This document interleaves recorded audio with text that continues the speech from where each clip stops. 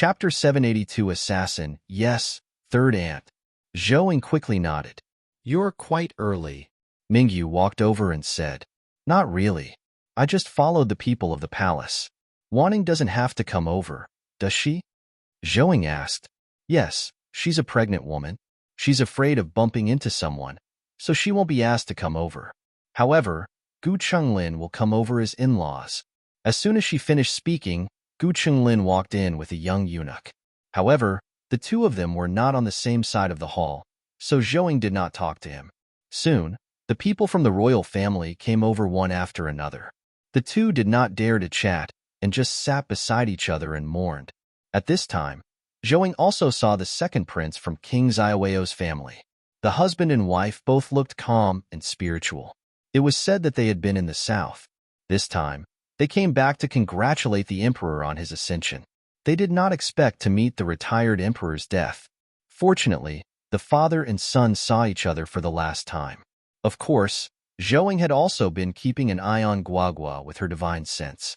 As soon as Guagua made a fuss, she would send her a voice transmission. When Guagua heard her voice, other than looking around for her, she didn't make any more noise. Zhou had a simple lunch in the palace at noon and went home in the afternoon. The next day, with her experience, Zhou arrived 2 hours late when no one picked her up. On the third day, Zhou got up early and rushed to the palace for the burial. Then, under the escort of all the officials and relatives, the coffin was lifted away. Everyone only escorted the coffin about 10 miles out of the imperial city. The rest of the journey was taken care of by King Xian, his son, and the seventh prince. They escorted the coffin to the imperial mausoleum together with the royal guards. However, everyone still kowtowed 3 times in the direction of the coffin.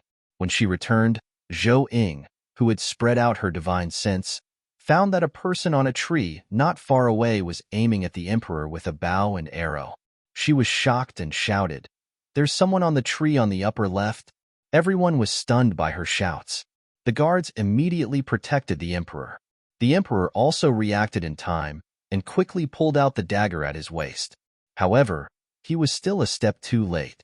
Just as Zhou reminded them, the arrow in that person's hand had already shot over. Sun Miaoka, who was standing beside the emperor, turned around and blocked the emperor's path. The arrow directly hit her shoulder. The emperor was shocked. He hugged her and shouted, Get him! I want to see his corpse even if he's dead. As soon as he finished speaking, other than the guards, the soldiers lined up on the street and also took action. The person on the tree obviously had no intention of escaping. He wanted to take poison to commit suicide, but Zhou Ying's spiritual sense attack struck him down. Soon, he was subdued by Guard Chu. Guard Chu quickly searched his body and confirmed that there was no poison on his body before bringing him to the emperor. King Yin, take him to the prison of the Ministry of Justice and interrogate him personally. After the emperor finished speaking, he carried Sun Miaoka into the carriage and rushed to the palace. When Guard Chu saw this, he directly threw the assassin at King Yin and quickly chased after the emperor. King Yin took the men and brought a team of soldiers with him. He rushed to the Ministry of Justice to interrogate the assassin. When Grand Scholar Sun saw this, he also hurried to the imperial palace. The rest of the officials were disbanded, and each clan sent a representative into the palace to wait for news of Sun Miaoka.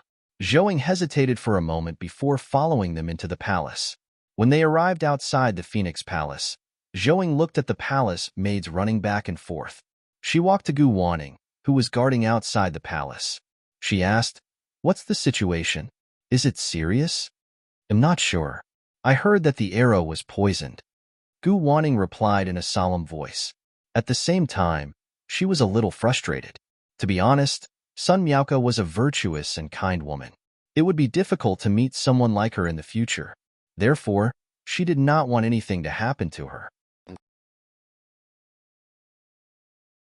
Chapter 783 The Empress' Death. About 15 minutes later, the emperor's furious roar suddenly rang out, followed by the imperial physician's pleas for mercy.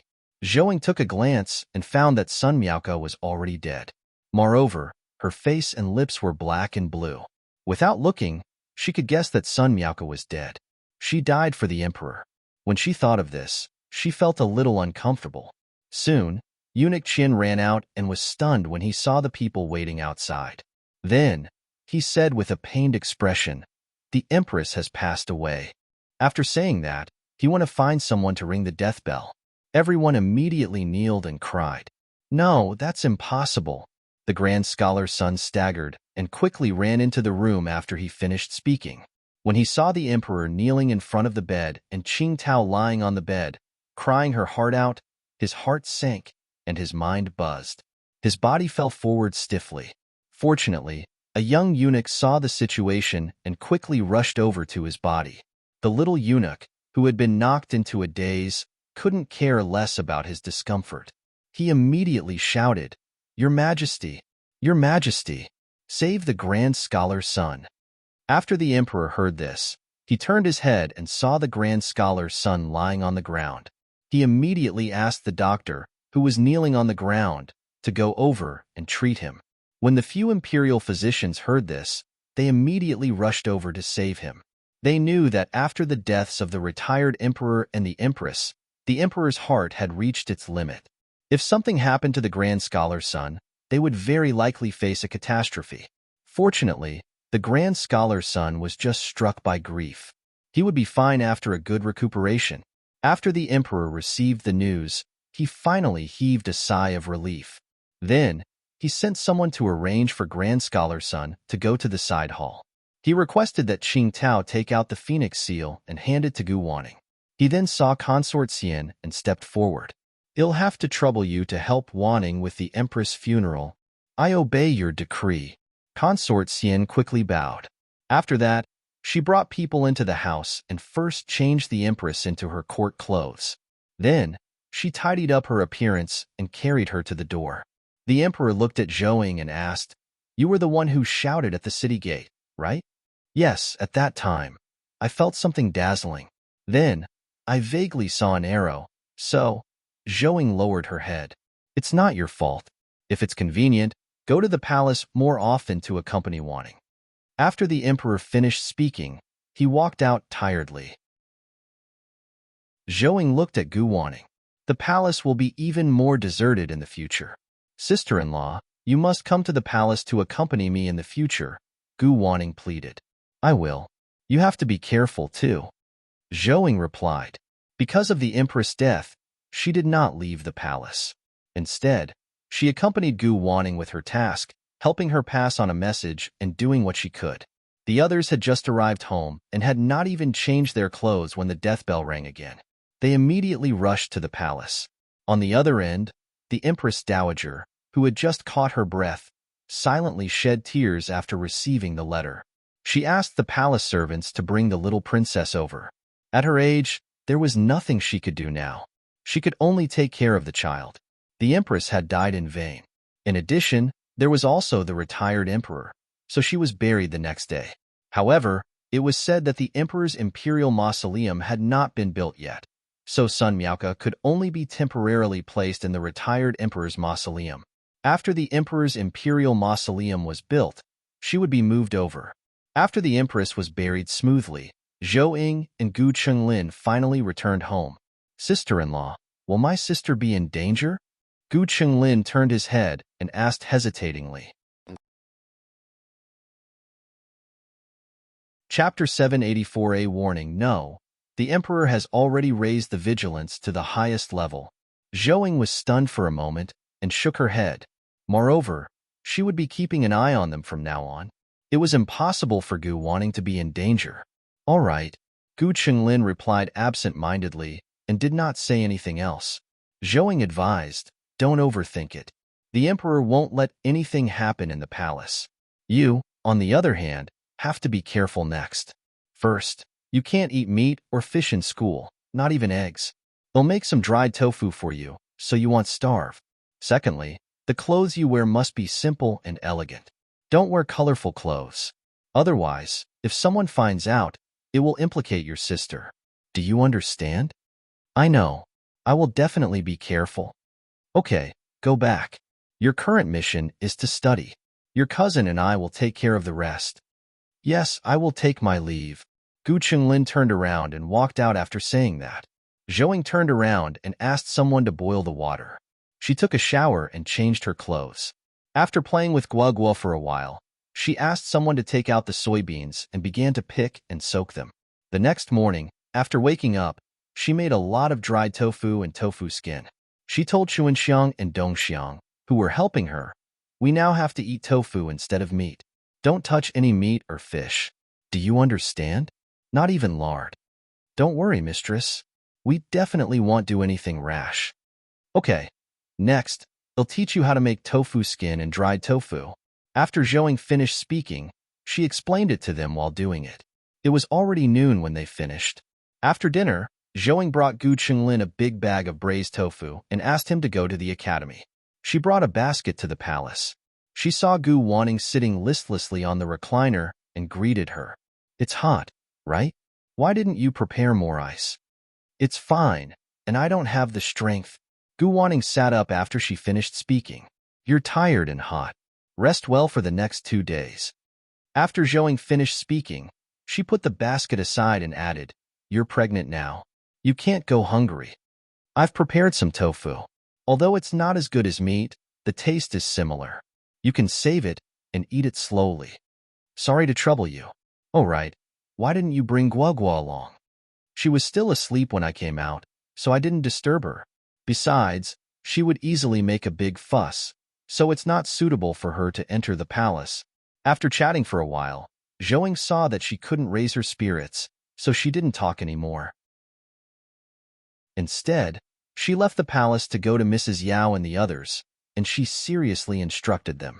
Be it food, clothing, or words, she told them to be careful and not let anyone catch hold of anything to use against them. "Ing, do you think Wanning will have a chance to be the Empress this time?" Mrs. Yao asked softly after repeatedly ensuring she would not make a mistake. "We can't do anything about this, and it's not our business," Zhouing said with a firm expression. "Also, you're not allowed to say this a second time. You should also restrain the family from saying something similar." "It's not that serious, right?" Mrs. Yao replied with a sheepish smile. "The matter of the assassin has yet to be settled." Hearing her say this, Mrs. Yao also reacted and knew this could not be mentioned again. Otherwise, people might not know what to think of their Gu family. "Don't worry," she promised. "I won't say it again. I won't let our family say it either. It's good that you understand. Sometimes, a seemingly inconspicuous sentence can be a disaster for us if used by others." Zhouing said that and left. Chapter 785 Interrogation 1. After Zhouing left the palace, she went to 2 restaurants and told them about all the tofu recipes that she knew before returning to her residence. At the same time, the emperor still did not receive a reply from King An, so he ordered people to take the assassin into the imperial prison and planned to do the interrogation himself. When the assassin saw the emperor, he did not say a word. Instead, he spat out a mouthful of blood at him and said, "Don't waste your time. You have captured me. So be it." Not waiting for him to finish, the emperor kicked his balls. "You're a man, that's for sure. I just don't know how long you can be manly." He turned to eunuch Qian and said, "Go to find the eunuch responsible for cleansing a man's body for eunuchship. Clean his body." Yes. Eunuch Qian looked at the assassin sympathetically, then hurriedly ran out of the imperial prison. The emperor took a few steps back and sat on the chair, starting to observe the assassin seriously. The assassin was frightened by his stare. He thought that the emperor was thinking about how to torture him. He sneered and said, "Forget about being cleansed. Even if you cut me into pieces, I won't even blink." "Yeah, I hope you can still be arrogant during that." The emperor said this and mocked, "Look at you. You act so arrogantly. So why did you fall from the tree?" The assassin was furious. To be honest, he didn't know what happened back then, either. He was hiding well on the treetop, but somehow he was struck by a wave of dizziness and fell. Now that he thought about it, it was embarrassing for an assassin of his caliber. King An stepped forward at this moment and added, "Your Majesty, according to the doctor's diagnosis, he fainted from hunger and fell from the tree. Don't look at how big and burly he looks. He looks like a man, but he's actually a weak little woman. Otherwise, he wouldn't have fallen after starving for a few meals. What a coward." "Shut up. I didn't faint from hunger. I can even survive 7 days without food or water, let alone 3 days. Otherwise, how could I have the strength to pull the bow and shoot otherwise? You said you went without food for 3 days on that tree? The emperor asked. That's right. Besides, I brought water with me. How could I faint from hunger? In other words, on the day the retired emperor passed away, you were already on the tree. That's right. If I were late, you would have sent troops to clear the way. It won't be so easy to hide there then. It seems that you know the rules of the imperial family very well. You also participated in the plot against my father, right? The assassin was stunned for a moment before realizing that he had misspoken. He snorted coldly and did not speak again. The emperor also discovers he's just arrogant and not shrewd. He tried to get information out of him. Unfortunately, although the assassin was not clever, he was not stupid. Just in case, he simply did not speak. The emperor was helpless when he saw this, but he was also confident that he definitely knew something about the retired emperor's assassination and even participated in it. Thinking of this, he gritted his teeth in hatred. At the same time, he knew that although they seemed to be targeting the retired emperor, their ultimate goal was him.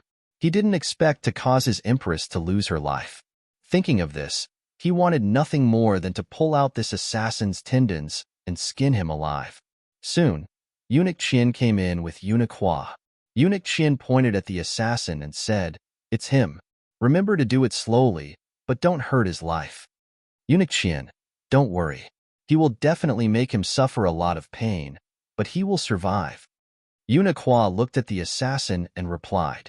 He later called a few prison guards to help him tie the assassin to a rack, and he took out a small knife that was emitting a glint. Chapter 786 Interrogation 2. He stepped forward and rubbed the assassin's face. Only with some oil can a blunt knife cut through flesh. Now, enjoy yourself. After saying that, he reached out to untie the assassin's belt. Are you for real? The assassin panicked. Nonsense. Do you think killing my family member will grant you an easy death? The emperor added. After cutting it off, feed it to the dogs. I want him to be an eunuch for every reincarnation. Yes. Eunuch Hua nodded, then looked at the assassin with a fierce expression. When the assassin heard that the emperor wanted him to be an eunuch even in his other lives, he remembered that eunuchs usually kept their body parts after cutting them off. However, his would be fed to the dogs. Could it be? Don't castrate me, the assassin hurriedly said just as Eunuch Hua was about to strike. Weren't you supposed to be tough? It just so happens that I've never seen someone get castrated before. The emperor looked at him with a cold smile. Although the assassin gritted his teeth angrily, he knew he was meat on the chopping board. He could be chopped up and fed to the dogs at any time. If I tell you, will you leave me a complete corpse? The assassin asked after a moment of hesitation. A cup of poisoned wine. The emperor nodded. The assassin heaved a sigh of relief.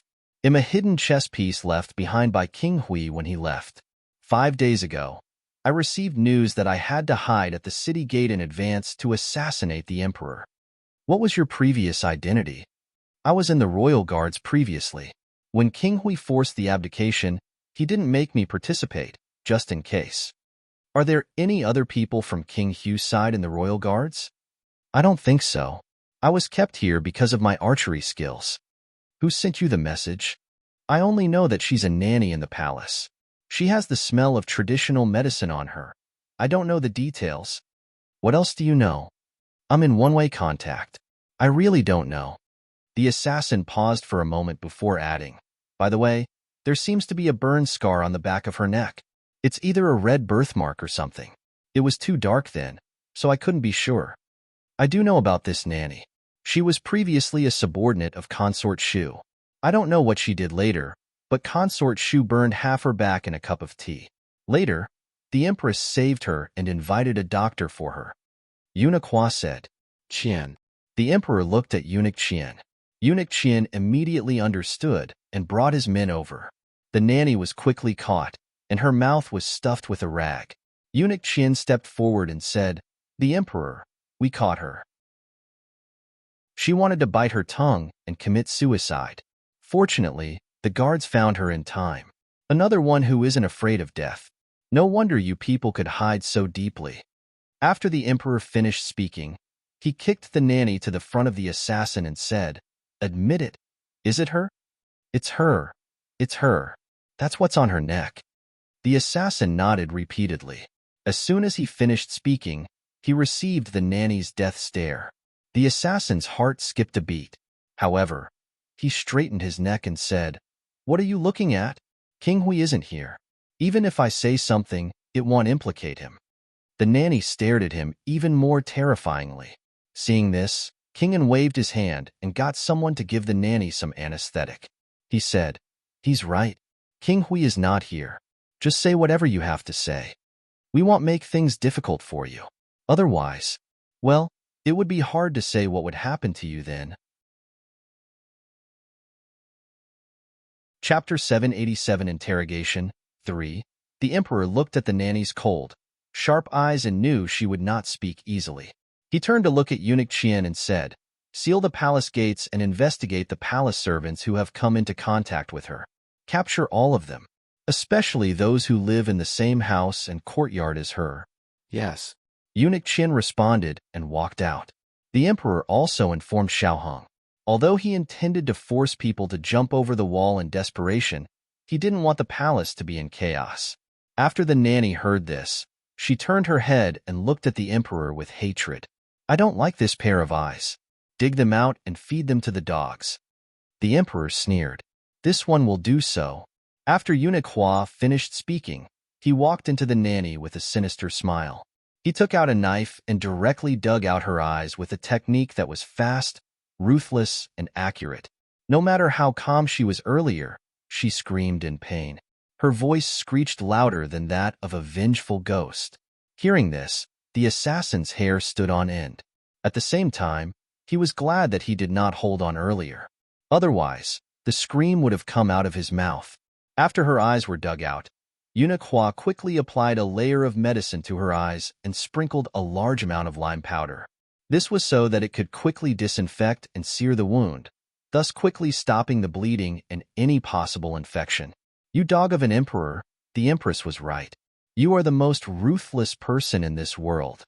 The nanny shouted at this moment. However, due to the anesthetic, her shouts were feeble.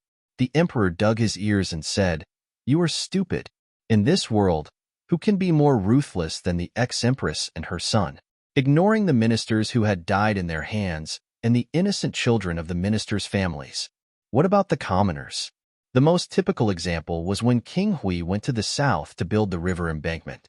In order to force the local officials to collude with him, he cruelly killed all the strong laborers. Can you imagine the scene of blood flowing like a river and corpses strewn all over the ground? Relatively speaking, I only dug out your eyes. Do you think you're innocent? Do you dare say that the retired emperor and my empress deaths had nothing to do with you? No. You deserve to die. But don't worry, I won't let you die. I will let you witness your accomplices die tragically in front of you, one by one. I will let them know that they died because of you. I want you to feel pain all the time and not be able to sleep at night. As long as you dare commit suicide, I will kill your 9 clans for treason, including everyone in 5 lines of relation. I will make you a sinner of your clan, and you won't be able to live in peace even if you go to hell." The old nanny listened to his words as if the emperor were a malicious ghost locking onto her. She was terrified. Her fate would be doomed if there were ghosts in this world. No, there are no ghosts in this world. Don't lie to yourself. Even the neighboring countries know about Mother God's manifestation. How long do you want to lie to yourself? Nanny son, save Meow Meow. At this moment, a little girl in her teens was brought in. When she saw the nanny, she immediately cried and shouted. Nanny's son was stunned for a moment and turned her head to look. However, she couldn't see anything anymore. She stretched out her hand and wanted to follow the sound. Unfortunately, just as she stretched out her hand, King An stepped on it. "Stay here obediently." Chapter 788 Interrogation 4. You're not human. She's still a child. Nanny's son raised her head and shrieked. All the palace servants are servants who have signed a death contract. Their lives are in the hands of the emperor. If you were honest and served your master as you should, who would find trouble with you? Consort Shu and the late empress have already taught you this once. Unfortunately, you don't have a good memory, so who can you blame? Besides, isn't she implicated by you?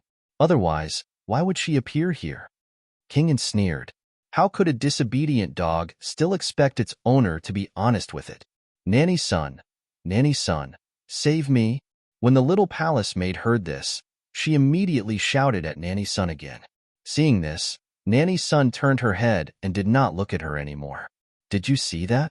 Eunuch Qian said.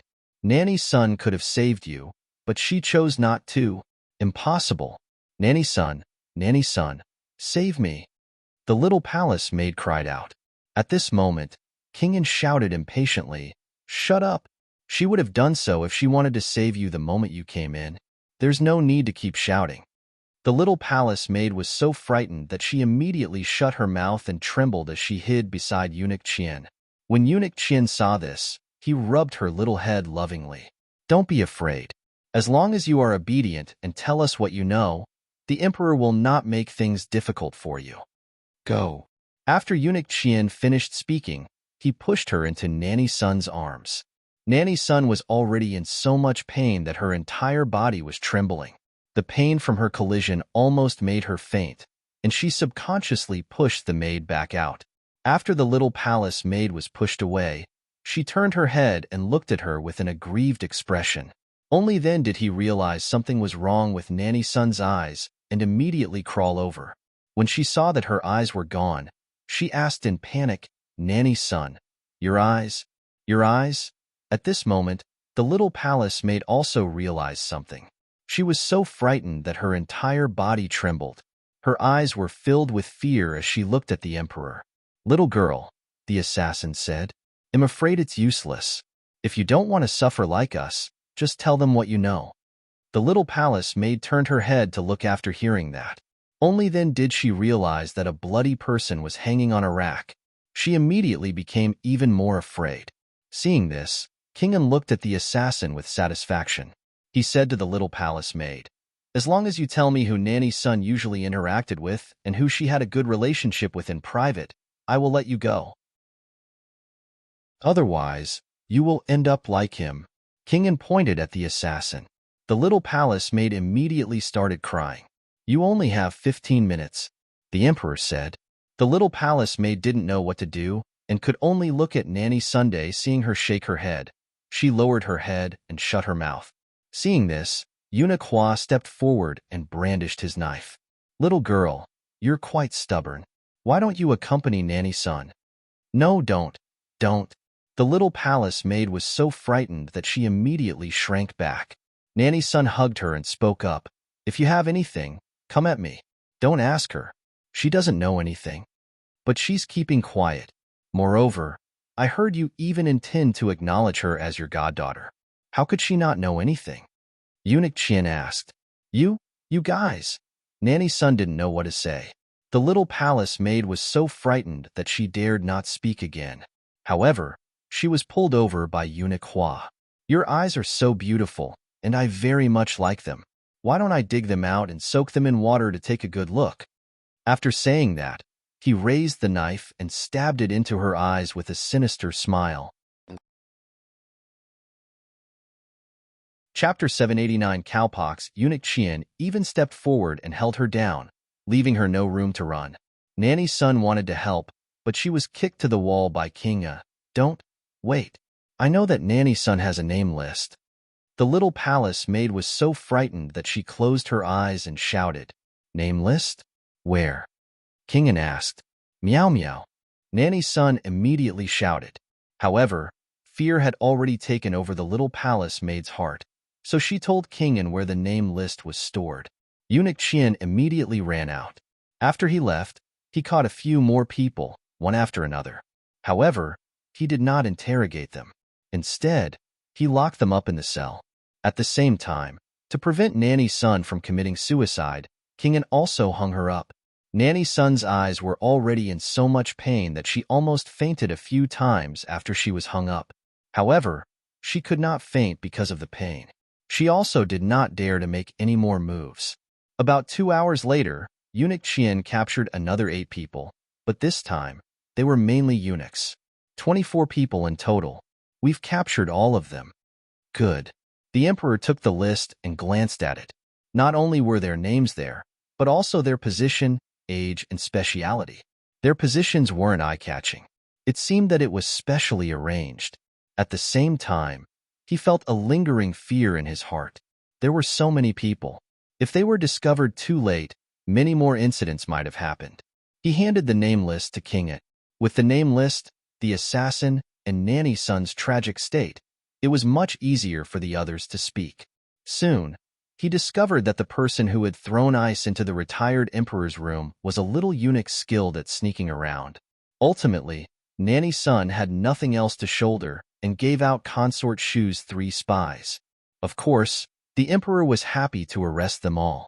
They later found out about 10 more people under Consort Shu. From then on, all the spies of King Hui and King Kong were removed. With a wave of his hand, the emperor gave them all poisoned wine and buried them in the wilderness. Zhou Ying, who had been paying attention to the palace, finally heaved a sigh of relief. At least Gu Wanning was now in a safer position. In the blink of an eye, half a month had passed. Gu Chungrui finally returned and handed the final vaccine data to the emperor. Replying to the emperor, "I did not disappoint you. The experiment this time has been successful. The experiment has proved that the human body more readily accepts a vaccine. Guard Chu and the others had already tried it, and they recovered in about 3 days. After that, we found some weak children and women. The recovery was slower, but it would only take 7 days at most. Did you really get smallpox and recover?" The emperor looked at Guard Chu. "Yes," Guard Chu replied. He then stepped forward and unbuttoned his shirt. He pulled it gently, revealing a small scar on his shoulder. "The only problem is that it will leave a scar. It's worth having such a small scar to eliminate the possibility of smallpox infection." The emperor laughed loudly. This was the only happy thing that had happened in the past month. It was great news. He looked at Gu Chungrui and asked, "Can't the eldest princess get her vaccine now? Let's wait a little longer. It won't be too late to take it when she can run all over the place and her body is stronger. It'll save her from suffering." "Did you bring it? Give the vaccine to me now." The emperor put down the memorial. "Emperor, you can't.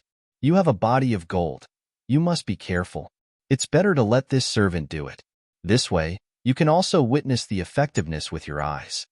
Eunuch Qian immediately kneeled and stopped the emperor. Chapter 790. A reminder. Emperor, why don't you let Eunuch Qian try it out first? Gu Chungrui hesitated for a moment and suggested.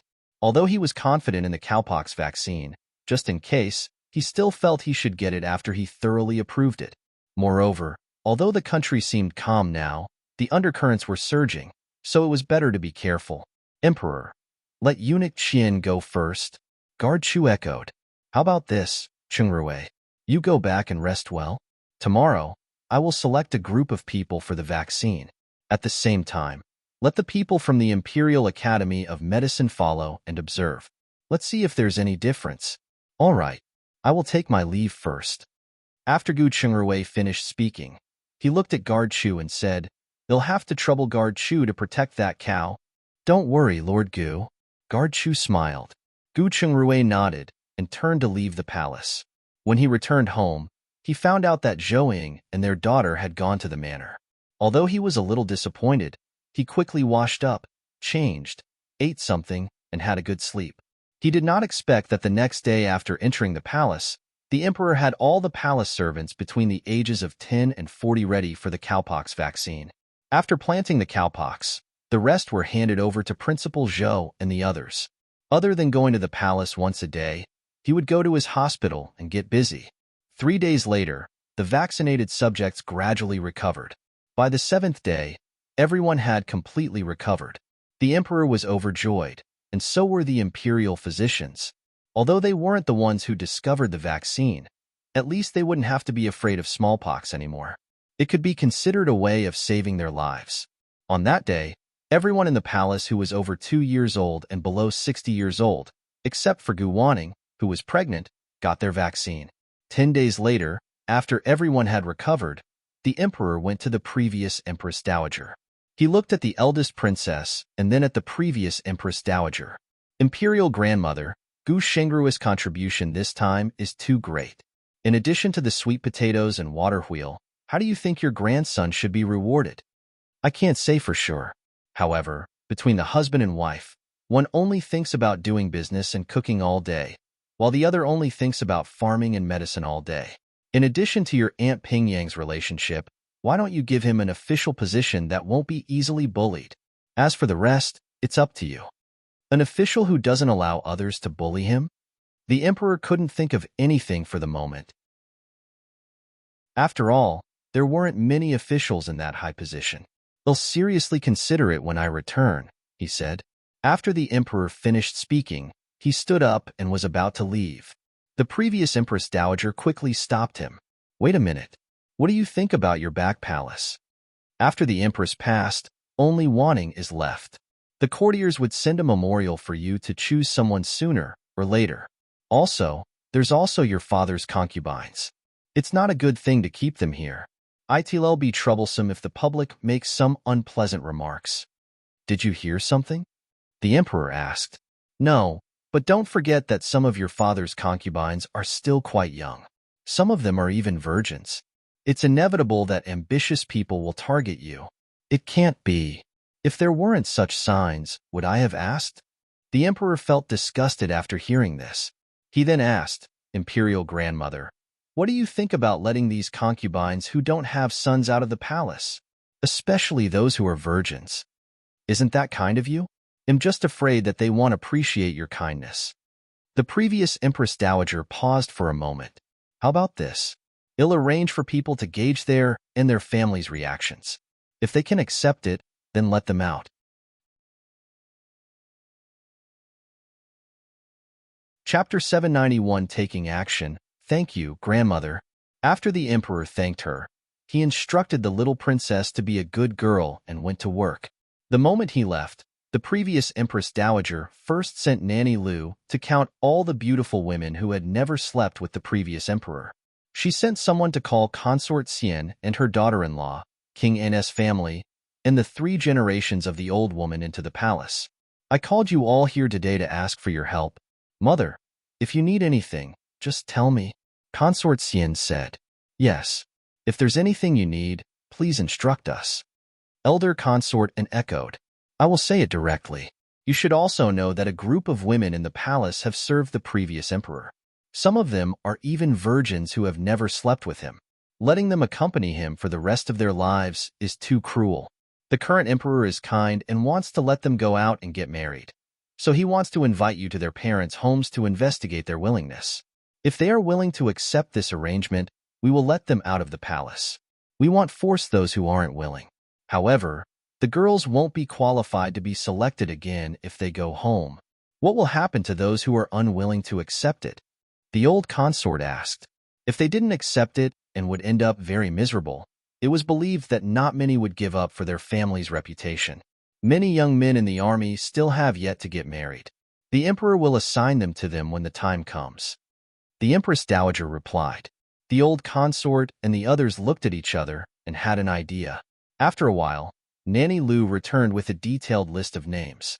She handed it to the previous Empress Dowager. Madam, this is the list of the women who have never slept with the previous emperor. After the previous Empress Dowager took it, she glanced at it. She didn't expect there to be quite a lot. The younger one entered the palace during the last selection and was only 22 years old. The older one was nearly 40 years old. Her damned son was really guilty. She was too careless. Those who were over 25 should have been released like palace maids. She selected those who had family members in the capital and assigned them to 5 people. After they left, she handed out the list of people with no family in the capital. She gave it to Nanny Lu. Send these letters to their families and ask for their opinions. Yes. Granny Lu paused and asked, Madam, the 2 oldest ones want to stay in the palace. They used to work in the embroidery room when they had nothing to do. They said they wanted to become embroiderers. The previous Empress Dowager nodded thoughtfully and said, "Check them out first if these two people are safe. If they are, they can stay. Otherwise, they can't stay in the palace." No matter what, the late emperor wasted their youth. It would be dangerous for the current emperor if they were to harbor resentment in their hearts. Yes. Nanny Lu responded and left with the name list. After the emperor returned to the royal study, he thought about it and could not decide on what official he should give Gu Chungrui. Luckily, this matter was not urgent. What was urgent was to spread the vaccine as soon as possible. At the thought of this, he summoned the imperial physicians, including Gu Chungrui, into the palace and asked, "Everyone, tell me, how can we quickly and effectively promote the spread of vaccines?" "I think we can send 2 more imperial physicians out to supervise the local doctors' cooperation." Imperial physician Lu replied, "It will be a little slow. We can send more doctors from the capital and teach them how to get the vaccine from cowpox. Everyone will head out to different places together, and it will be promoted faster." Principal Zhou stepped forward and suggested. Following that, the other imperial physicians also came forward to express their thoughts, but they were all similar and had no new ideas. The key was to control the doctors among the people and not spread the fear of cowpox.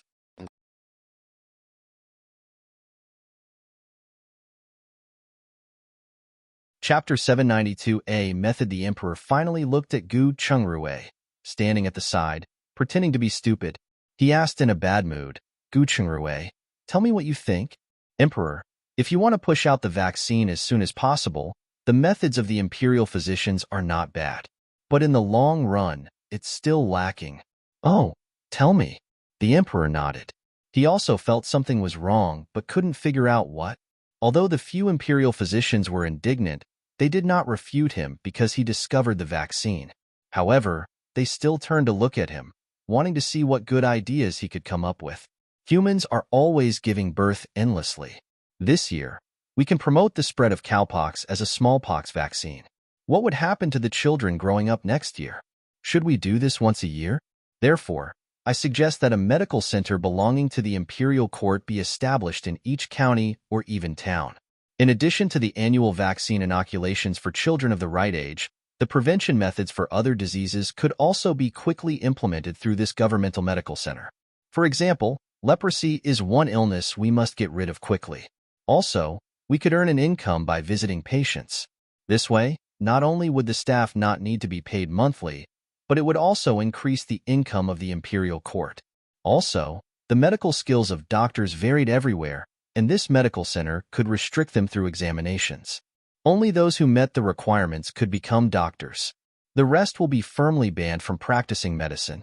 The last and most important point is that the quality of the country's medicinal herbs is worrying. There are even those who sell fake medicine. We can also supervise them through this medical center. A medical center. The emperor felt it was a little over, but he had to admit that this was a good idea for long-term development. After the imperial physicians heard this, they looked at each other. For a moment, they did not know if it was a good or bad idea. Wouldn't this crowd the other medicine stores?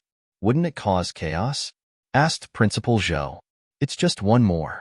It won't affect anyone as long as we don't have bad intentions. Besides, don't we have to choose the person in charge from the top local doctors? This way, there will be 1 or 2 fewer local clinics." Principal Zhou didn't say anything after hearing this. When the emperor saw this, he looked at Gu Chungrui and said, "How about this, Minister Gu? Write me a detailed memorial later. Let's discuss it properly.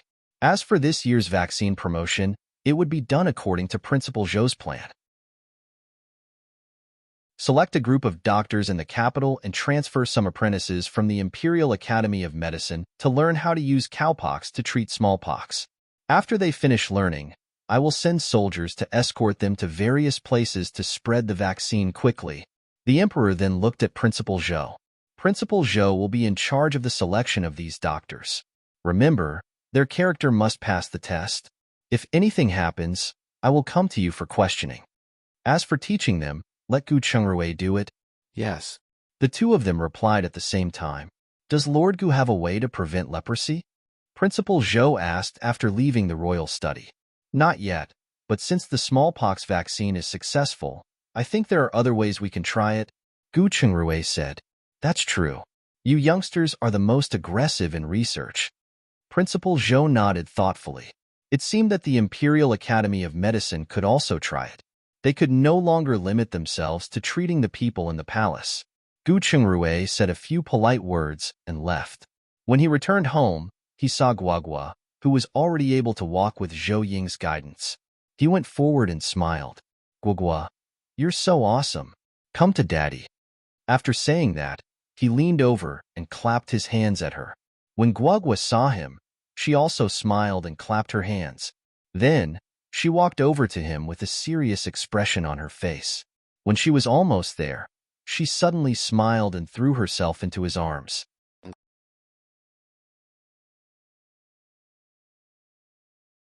Chapter 793 Autumn Harvest. Gu Chengrui immediately squatted down to support her. He picked her up and kissed her on the cheek. Guagua is the best.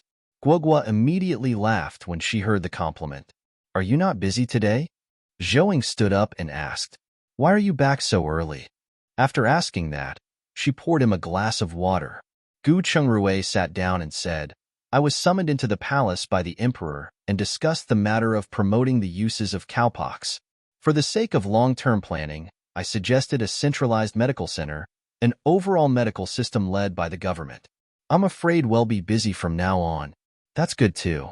Doing more good deeds can be considered as accumulating merit for our children and grandchildren. Although Zhou was a little reluctant to part with him, she had no intention of stopping him. She asked, Guoguo's first birthday is coming up. What should we do?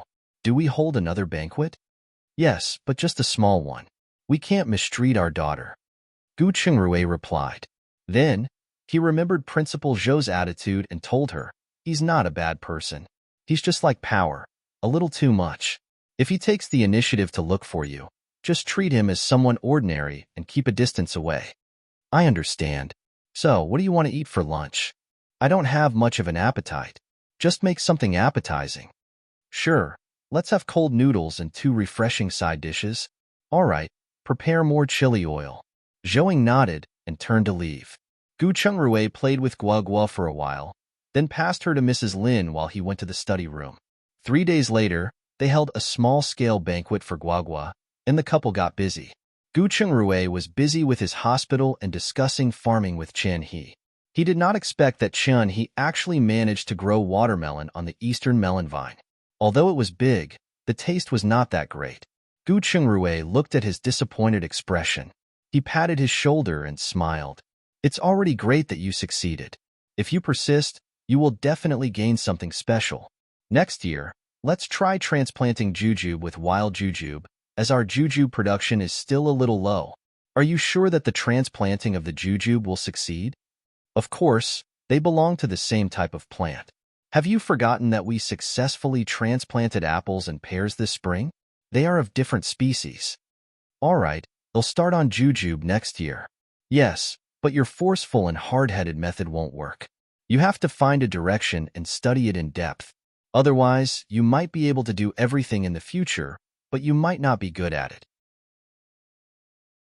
For example, doctors are divided into many subcategories, such as gynecology, surgery, acupuncture, and so on. I understand what you mean. I will seriously consider it when I go back. Meanwhile, Zhou brought Guagua to the manor and started harvesting the fruits. Besides the pears that were managed by the head of the manor, the apples and grapes in the wasteland manor had also ripened. Niu Fugue was mainly responsible for selling the fruits, while Zhou taught everyone how to brew wine.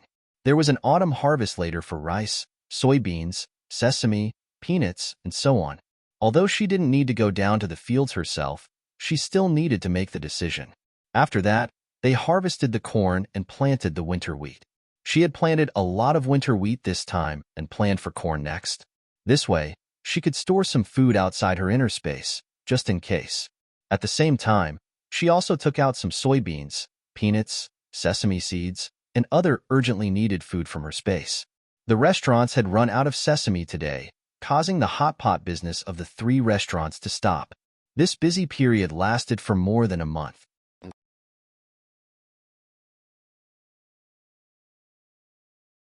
Chapter 794 Promotion. During this month, there were major changes in the palace. Among the previous emperor's concubines, regardless of whether they had given birth to princesses or princes, they had left the palace together. Those who were virgins, except for the two older ones, had all left the palace to get married. Some of the women who had served the previous emperor also remarried. However, most chose to go to the imperial mausoleum to mourn for the previous emperor, and two decided to go to the Mother God Temple to serve her. On this day, after Gu Chungrui had taught all the selected doctors how to get the vaccine from cowpox, the emperor also put plans for medical centers on the agenda. Therefore, he directly summoned Gu Chungrui into the palace and asked, regarding the medical center's memorial, whether it's their position, responsibility, or authority, you have to write it down clearly. That's why I called you over today, for you to manage these medical centers. At the same time, I will confer on you the title of Marquis in Lu tomorrow. At the same time, I will appoint you as a second-grade official in charge of the medical yamen. Also, Zhou Ying will be conferred the title of a second-grade imperial consort. Gu Chungrui did not decline after hearing that.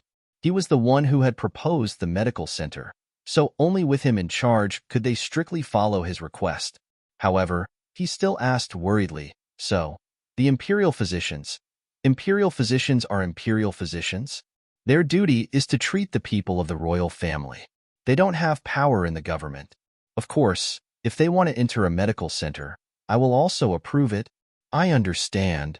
Tell me how you plan to choose your candidates first. It's not easy to handpick so many people. Just like the imperial examination, passing the examination is divided into two parts, theory and on-the-spot diagnosis. However, after the theory examination, we have to investigate the person's life and character. If their character is not good, they will not be recruited. Otherwise, it will ruin the big picture. The emperor nodded in agreement. Then it's settled. They'll get Xiaoheng to bring someone for you later. If there's anything that you need, just mention it. Yes. Gu Chungrui had just finished speaking when eunuch Qian rushed over. Your Majesty, Lord Gu, Consort Xian is ready to give birth. The previous Empress Dowager and the imperial physician are already on their way. Let's go. The emperor suddenly stood up and strode out. He had heard imperial physician Lu say that Consort Xian's baby was a boy, which would be his eldest son. He was looking forward to it and could not allow anything to happen to the mother and son. Gu Chungrui saw this and immediately got up to follow. The previous Empress Dowager heaved a sigh of relief when she saw them. She stood up and said, "You're finally here. I can finally breathe a sigh of relief. Thank you for your hard work, Imperial Grandmother. Please sit at the side and wait. I will guard her." After the emperor finished speaking, he helped her sit down.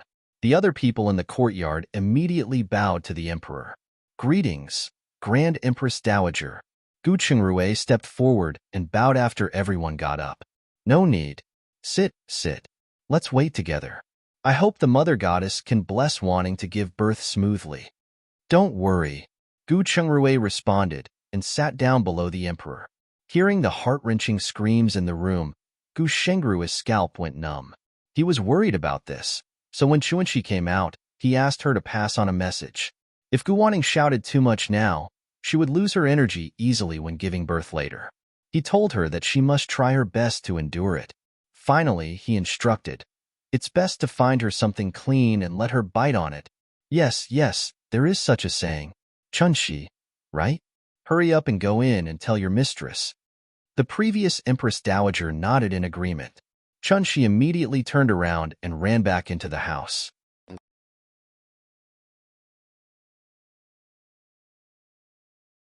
Chapter 795 Birth of the First Prince. The emperor heard this and gripped the handle of the chair. He turned to Imperial Physician Lu and asked, "Imperial Physician Lu, have you prepared the ginseng?" Replying to the emperor, "It's prepared. 100-year-old ginseng." Imperial Physician Lu answered. The emperor nodded and didn't speak again, and he just stared at the door. Gu Chungrui looked at his nervous expression and finally heaved a sigh of relief in his heart. It did not matter if he was doing it for the child or for Wanning, as long as the child was successfully born. Wanning's position was temporarily stabilized. Otherwise, Wanting might not be able to win against the newcomers with her personality. On the other end, Zhou, who was paying attention to Gu Wanning from time to time, stopped checking the accounts in her hands and then paid attention to the birth. First, she confirmed if her fetal position was correct or not. After checking the 4 midwives and confirming that they did not have any secret items on them, she heaved a sigh of relief. She monitored the 4 midwives to prevent them from doing anything suspicious. Fortunately, she was overthinking it. At noon, Gu Wanning successfully gave birth to a little boy who weighed 1.5 kilograms. That loud cry really startled the midwife. At the same time, when the previous Empress Dowager and the Emperor found out that Consort Xian had really given birth to a little prince, they were overjoyed. The Emperor waved his hand and said, "Little Qian, reward everyone in the palace with a month's salary. Congratulations to the Emperor. Congratulations to the Emperor for having a son." Eunuch Qian immediately bowed. When the others heard this, they immediately congratulated him. Once the news spread, the palace was filled with jubilation. When Gu Wanning found out that she had given birth to a prince, she smiled and looked at the child before falling asleep. At this moment, Zhou realized that Gu Wanning's head was really blessed with good fortune. There was even a faint purple aura. It seemed that there would be a joyous event in the future. When Gu Chengrui returned, he saw Zhou coaxing Guagua to sleep while grinning. He went forward and asked, "What's the good news? Why did you come back late?" Zhou asked back playfully. Gu Chengrui was surprised by her question for a moment. "Hold on. I'm sure you know more details than I do." "Of course. Ever since the previous Empress incident, I've been keeping an eye on the palace from time to time. After I found out that Gu Wanning was about to give birth, I watched her the entire time. Do you think the Emperor will make Wanning the Empress?" Zhou whispered to him about Gu Wanning's good fortune.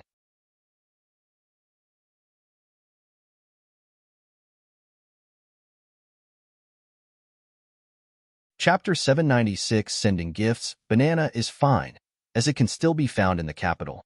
As for durian, I have yet to see even one here. We should forget about it. All right, do as you see fit. The next morning, Zhou and her husband had just finished breakfast when the imperial edict to confer Gu Chengrui the title of Marquis of Enlu and Zhou the title of second-rank imperial consort arrived. After the two of them politely sent eunuch Qian away, Gu Chengrui went to his hospital to get busy. Meanwhile, Zhou packed some red dates, wolfberries, and a bird's nest. They were all produced from her interspace and were all top-grade harvests. She also prepared a fruit basket. There were bananas for Gu Wanning, while the apples and grapes were for the previous Empress Dowager. After her preparations, she handed Guagua to Mrs. Lin and brought Shizhu into the palace. She visited Gu Wanning but noticed that she was still recovering. After putting down her gifts, she looked at the eldest prince and went to the previous Empress Dowager. "Ah, you're here. You haven't come to see me in a while." When the previous Empress Dowager saw her enter, she immediately greeted her warmly. "My bad. So, I came here today to apologize." Zhou put down the 2 baskets of fruits. "Here are some fruits. Do have a taste." "Lovely. Your grapes are very sweet. I love to eat them, as does the eldest princess.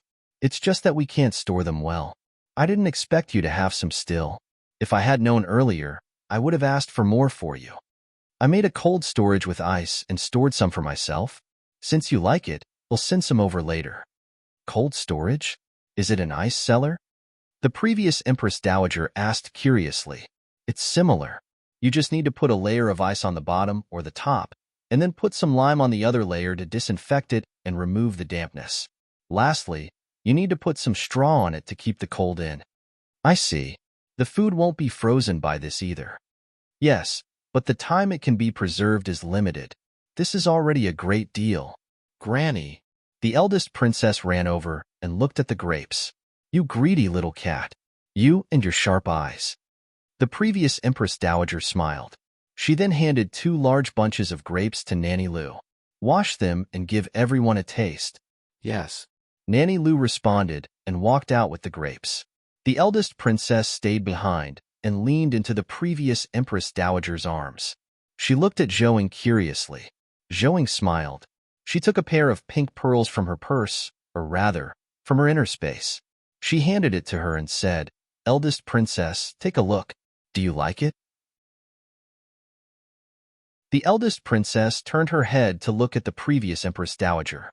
Seeing that she did not object, she reached out her tiny hand and grabbed it. She smiled. "Thank you, Auntie. You're so obedient." Zhouing smiled and praised her. "Oh, why didn't you bring Guogua?" The eldest princess would have a playmate of the same age then. She just learned how to walk. How would I dare to bring her here? We'll have to wait until next year. Zhouing replied. That's right. Wanting has given birth now. Come to the palace more often in the future. Definitely. After that, the two chatted for a while before Zhouing left. 3 days later, she sent some more grapes again. This time, she also gave the eldest princess a set of building blocks and taught her how to play them. On the northern continent, in a tribe not far from the capital, King Hui looked at the person kneeling on the ground and asked in disbelief, "What did you say?" "Say it again." "The second master, as well as all the spies in the palace, are dead." The smallpox disease was also quickly controlled. Only 12 people died, and the palace was not affected. After the person on the ground finished speaking, he lowered his head and did not dare to speak again.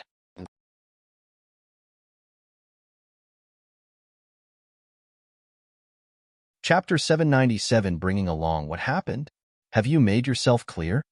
King Hui asked thoughtfully. He had designed so many traps, but he did not expect that he would still be unable to take his third brother's life. Instead, he had lost all his chess pieces. Something must have happened that he did not know about. Gu Chengrue was the one who discovered the smallpox. Because he discovered it in time and controlled it quickly and accurately, it was eliminated before it spread.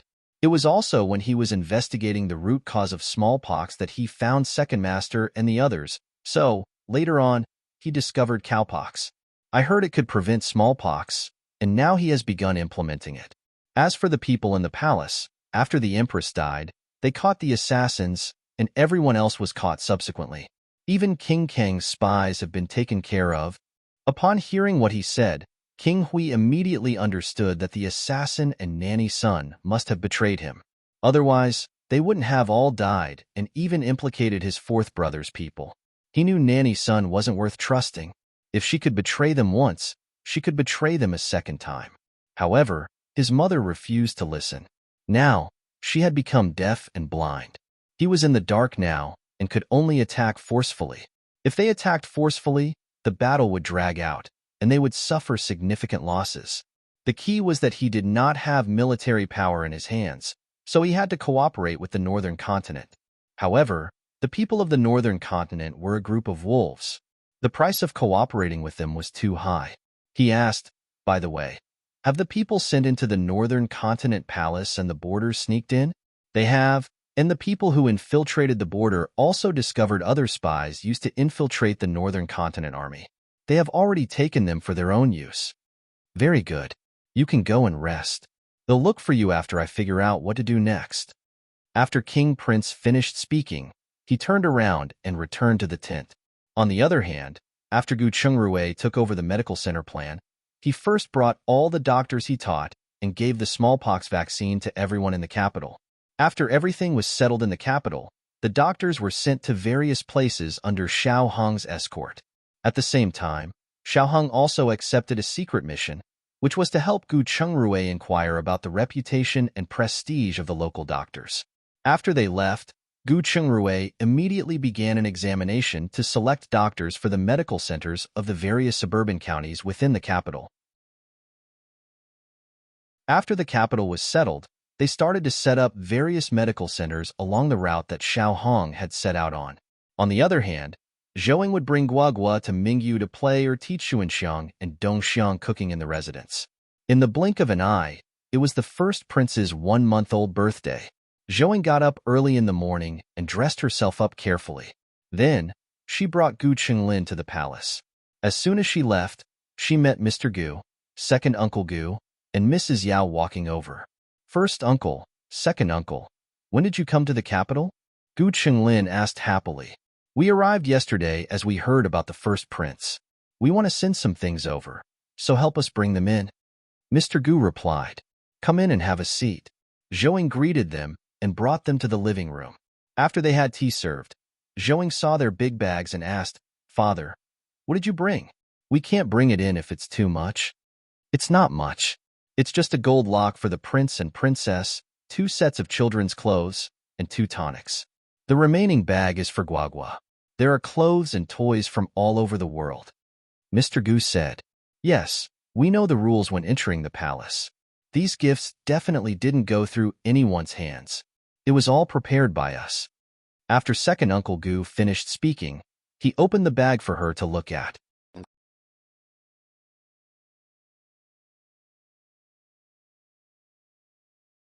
Chapter 798, Entering the Palace. Although Zhouing understood their feelings, she felt that there were too many things.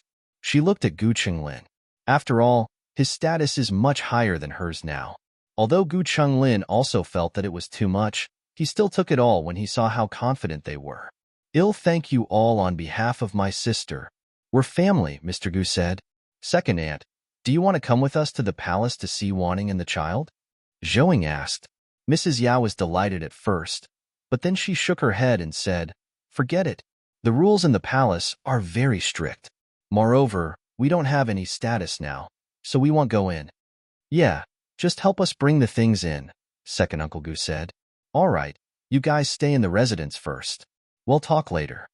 Zhouing stood up after that. After saying that, she called Niu Fugue over and arranged a place for them to rest. "All right, then we'll go see Guagua first. You guys should go into the palace early," Mr. Goose said. After saying that, he picked up the big bag he had prepared for Guagua. "All right." Zhouing stood up and took the small bundle from her second uncle's hand. "We'll talk when we get back." After saying that, she rushed to the palace with Gu Chenglin. Of course, Gu Chenglin rode a horse while Zhouing rode a carriage. After entering the carriage, Zhouing carefully checked the items they brought. She only heaved a sigh of relief after confirming that there were no problems with them. Otherwise, she would be the one being suspected. She spread out his divine sense to look inside the residence. Guagua had seen Mrs. Yao recently, so she didn't shy away from strangers. Instead, she played with them. However, after a while, Guagua became impatient, and Mr. Gu and the others went to the guest room to rest. After entering the palace, Zhouing and Gu Chenglin originally wanted to visit the previous Empress Dowager. When they found out that she was with Gu Wanning, they immediately brought their gifts over. First, they greeted the previous Empress Dowager. Only then did Zhouing and Gu Chenglin enter the main courtyard. When they entered the room, they saw Gu Wanning, who was dressed up. After the two of them went forward to bow, Zhouing teased, "I didn't expect you to look even more radiant after a month of birth confinement. I must have put on weight. I feel that these clothes are a little tight." Gu Wanning pinched her face, which had obviously gained weight. "You're not fat. You were too thin before. But after the confinement period, move more, eat less portions, but more meals. You'll lose the weight soon." Zhouing looked at her and asked, "Where's the eldest prince? Is he awake?" "Yeah. Where's my little nephew?" "I haven't even met him yet." Gu Chenglin echoed. "He's awake. The little guy is full of energy." Gu Wanning smiled and brought them to a small cubicle. Seeing them come in, the two nannies immediately retreated to the side. Only then did Zhouing and Gu Chenglin step forward to take a look. The first prince was staring out the window. His serious expression made it seem as if he could really see something. Gu Chenglin stepped forward and shook his little hand. "Baby, I'm your uncle. You have to remember me. It'll take you to dig for bird eggs in 2 years. How old are you now? Do you still want to dig a bird's nest? You should study hard." Gu Wanning huffed. "But you can't just study, right? Besides, boys have to be naughty. Otherwise, it'll be a waste when they grow up." Gu Chenglin replied, "Indeed, boys should be naughty." At this moment, the emperor quipped in as he entered with the eldest princess. "Greetings, Emperor." Everyone immediately bowed. "Get up." After the emperor finished speaking, he said a few words of courtesy. He pulled the eldest princess forward and said, "This is your younger brother. In 2 years, Nan, you can come and play with him."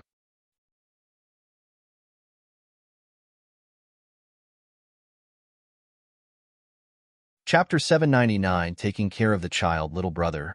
You're too small to play with. The eldest princess glanced at a prince and replied with disdain. Didn't I say that it would be fine in 2 years? When is 2 years? You just need to eat 2 more seasons of grapes. Grapes!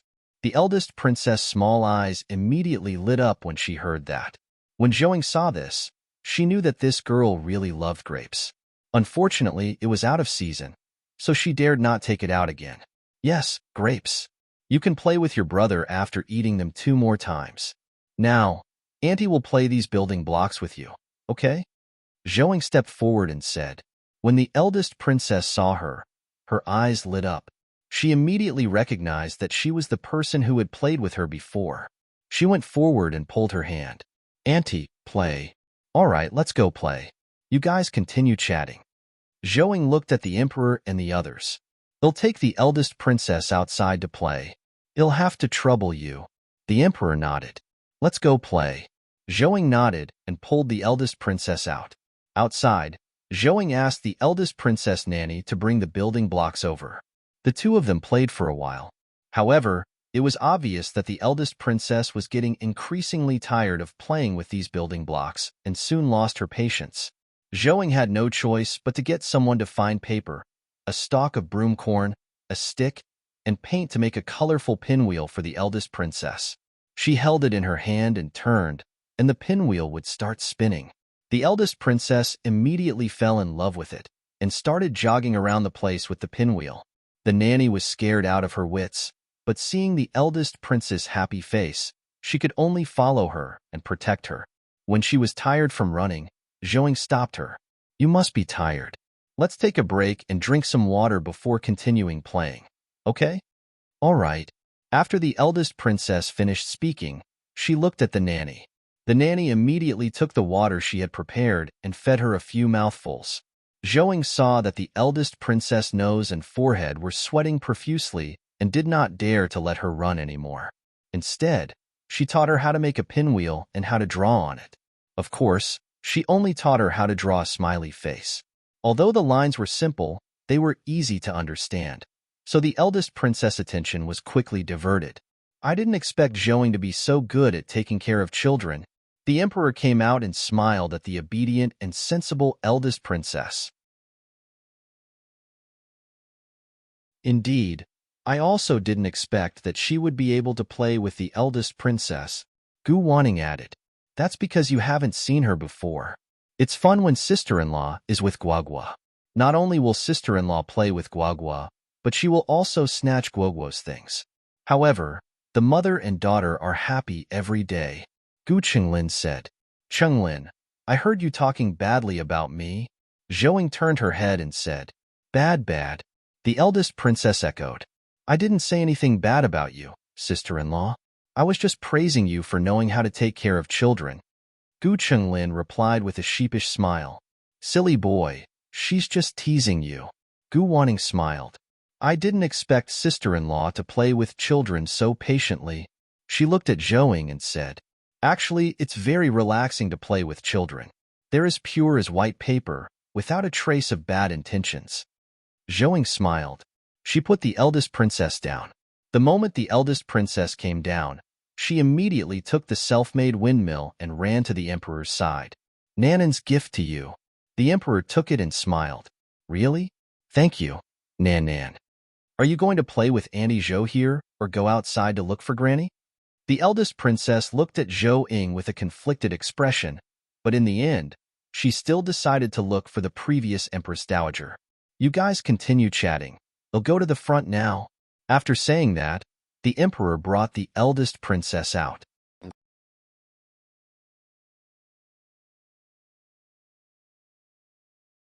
Chapter 800 Heartache. When the nanny saw this, she immediately took the building blocks and the pinwheel and followed them. Gu Chenglin felt a little uncomfortable when he saw the room full of women, so he also went outside. Zhouing then sat down and asked about Gu Wanning's physical condition.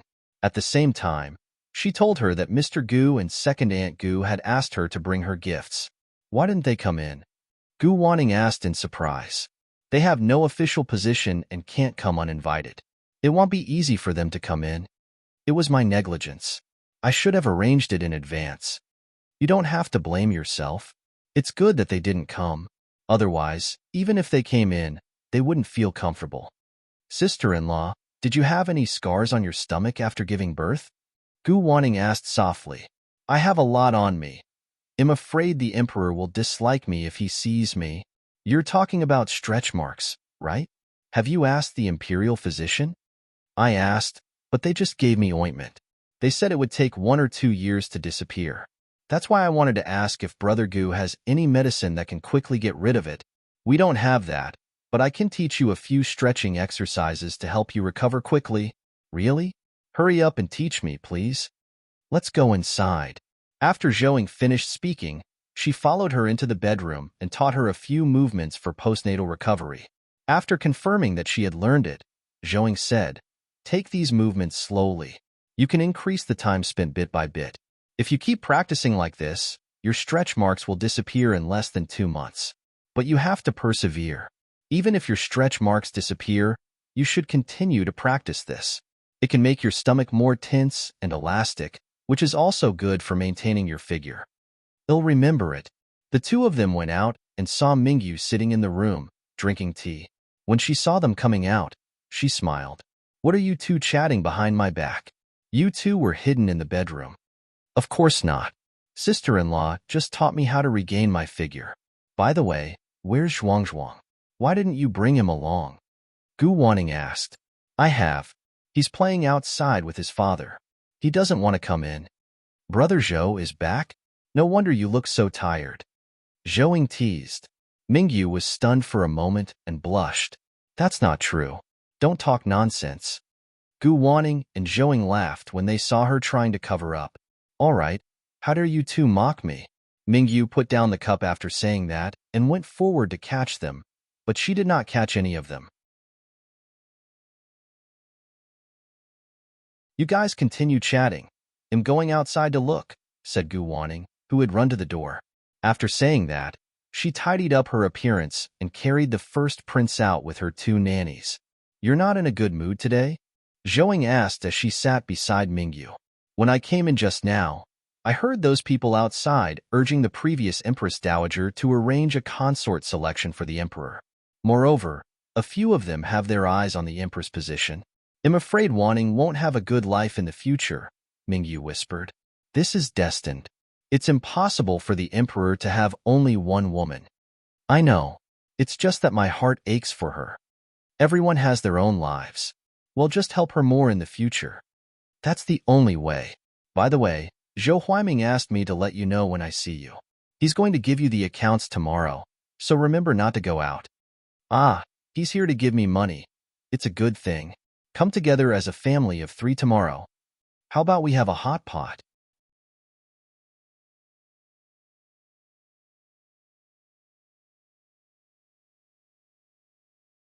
Chapter 801 Repairing the Pinwheel, then it's a deal. Also, make some butterfly pastries for me. I love them. All right, I prepared 2 pounds for you. Zhou replied. Then, she stood up. Let's go. Aren't you worried about Wanning? Let's go out and support her. Let's go. We can't let them bully her. After Mingyu finished speaking, she walked out first. Zhou smiled and followed. They realized the Emperor had prepared a lavish party when they arrived outside. Not only were the relatives of the imperial family here, but even the civil and military officials had also arrived. In short, it was very lively outside. Everyone was surrounding Gu Wanning and the first prince and presenting their gifts. Auntie, the eldest princess waved at Zhou. Nan, were you a good girl? Zhou walked over and asked. I good. Mill broke down. After the eldest princess finished speaking, she took out the pinwheel and handed it to her.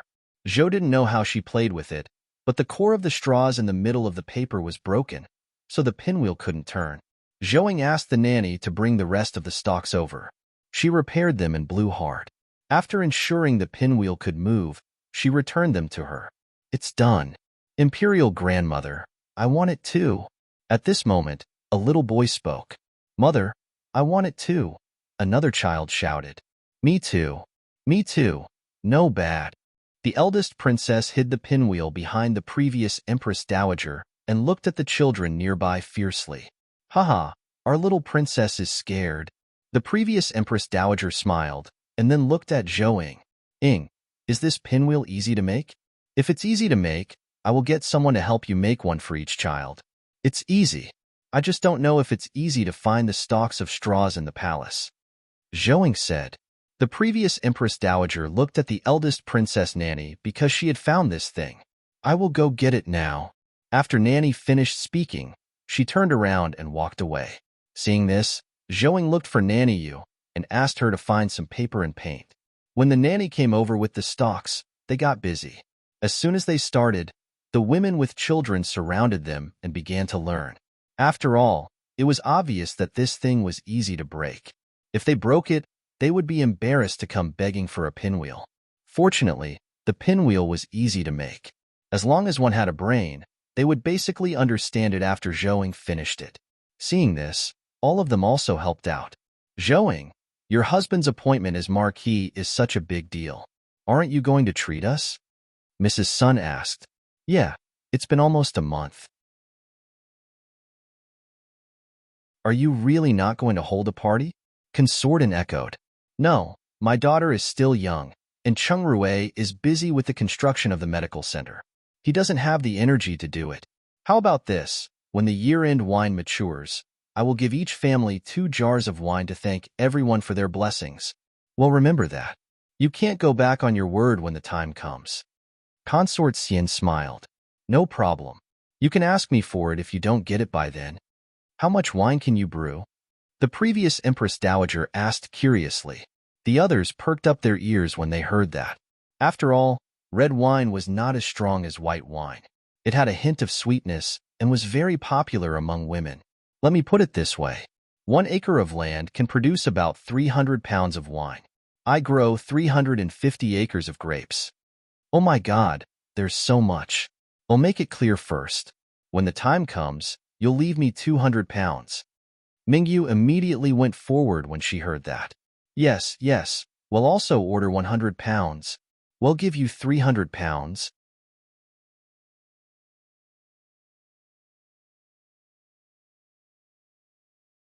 Chapter 802 supports seeing this.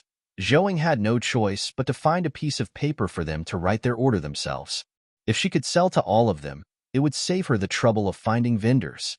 After jotting down everyone's order, Zhou put away the paper and said, "Thank you for your support. When the wine is ready, they'll send someone to send a letter to everyone." Wah! As soon as she finished speaking, the first prince burst into tears. Sister Zhou, is the first prince crying because you stole his limelight? Mingyu turned her head and teased. He's probably sleepy. Gu Wanning smiled. I don't know if he's sleepy or not, but I indeed borrowed our big baby's limelight today. As his aunt, they'll give him a big red packet during the new year. Zhou smiled.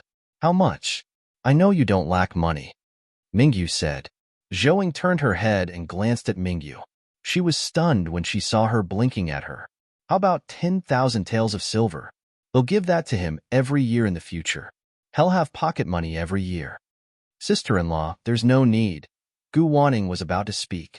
It's not like she's giving it to you, Mingyu said. Just keep it for the child. Thank you, sister-in-law. Gu Wanning saw Zhou nod at her. I'll thank sister-in-law on his behalf, who asked me to be his aunt. I can't call him my nephew for nothing. Zhou said. Mrs. Gu is sure generous. Congratulations to the first prince. He will definitely be the richest child in the future. Consortin smiled. The others quickly echoed. Even the Empress Dowager smiled happily. However, the first prince was really sleepy. Gu Wanning said a few polite words before bringing him back to her room. Other than the royal family members, the others immediately formed groups of 3 to 5 and started chatting. Why did you do that just now? Zhou asked Mingyu in confusion. Did you want me to show off my wealth? Shua, listen. Mingyu turned her head and nodded over. Zhou glanced over. It was the family members of the officials. Thinking of what she had said earlier, she used her divine sense to look over. Some said she was generous, some said she was stupid, and some were jealous of her. However, there were a few people who were discussing Wanting. They said that with the Gu couple's support and the first prince's birth, the empress position might be hers. Only then did Zhouing realize that Mingyu wanted her to back Gu wanting up, so everyone would be wary of her. Thinking about it, it made sense. Lin was still young. Without the help of the couple, her life would be difficult once newcomers entered the palace. After the 1-month-old banquet in the afternoon, Gu Wanning went to find Zhou. Sister-in-law, I was in a hurry earlier. You don't have to give my son so much money every year. I won't take it either. You have to. Zhou briefly explained Mingyu's intention and what she had heard. It's only a matter of time before a consort selection is held. You can't survive in the palace without money. In the future, they'll give you 20,000 silver every year. If it's not enough, send someone to send a letter. Is there really going to be a consort selection? Gu Wanning's face darkened immediately. If the Empress was here, maybe not. Remember my words from before. Work hard on the Emperor. Remember, you can defend yourself, but don't take the initiative to harm others. If you have anything to say, you can tell the Emperor. He is a reasonable person and will not watch you be bullied. Also, be mindful about the previous Empress Dowager and the eldest princess, especially the eldest princess. Get closer to her and care about her. It will only be good for you. Don't worry, the Empress saved the Emperor. Even for her sake, I won't ignore the eldest princess. Yup, the previous Empress will be a future hurdle in the Emperor's heart, or perhaps a taboo. Try your best to respect her, and don't touch on this subject.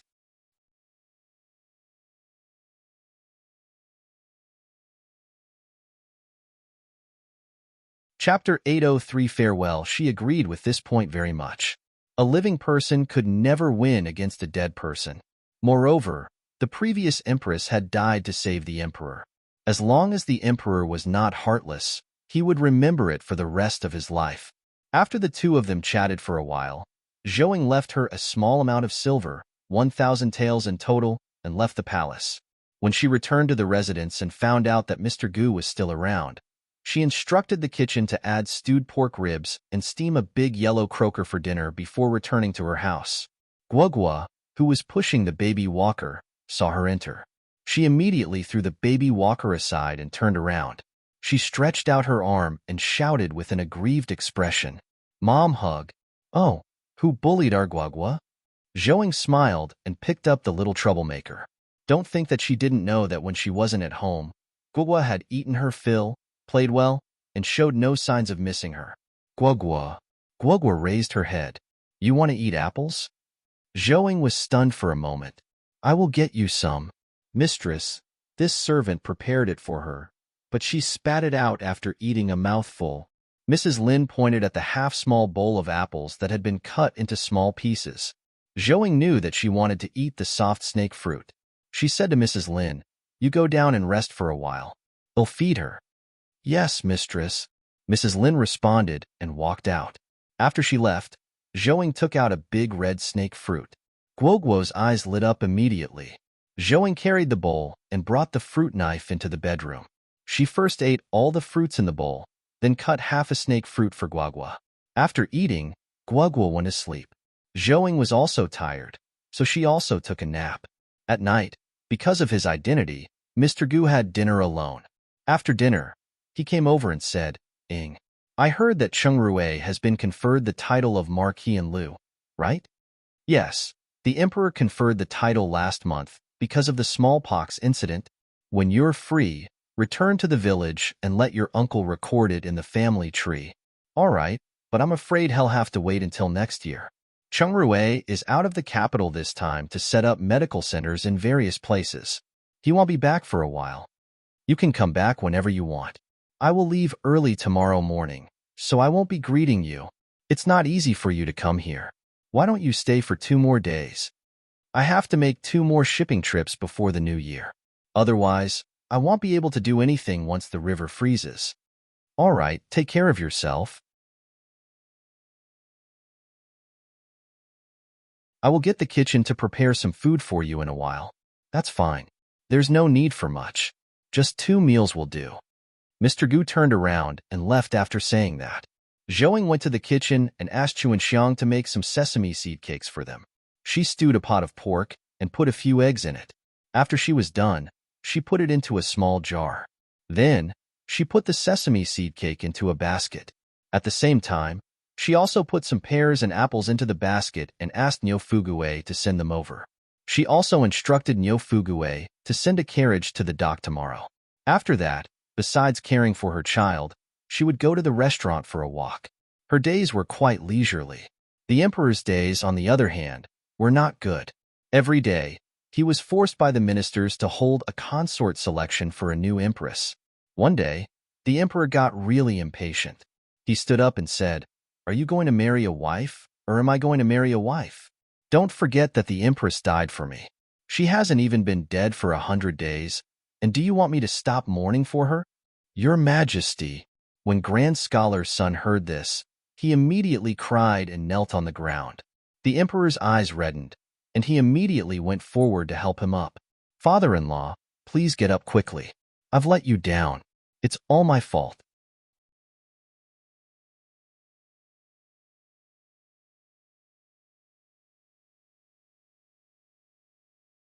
Chapter 804. A Plan. Emperor, don't say that. It's her honor to die because she saved you. It's just that. When Grand Scholar's son finished speaking, he directly burst into tears in the hall. There was heartache and regret for his daughter, as well as gratitude for the emperor.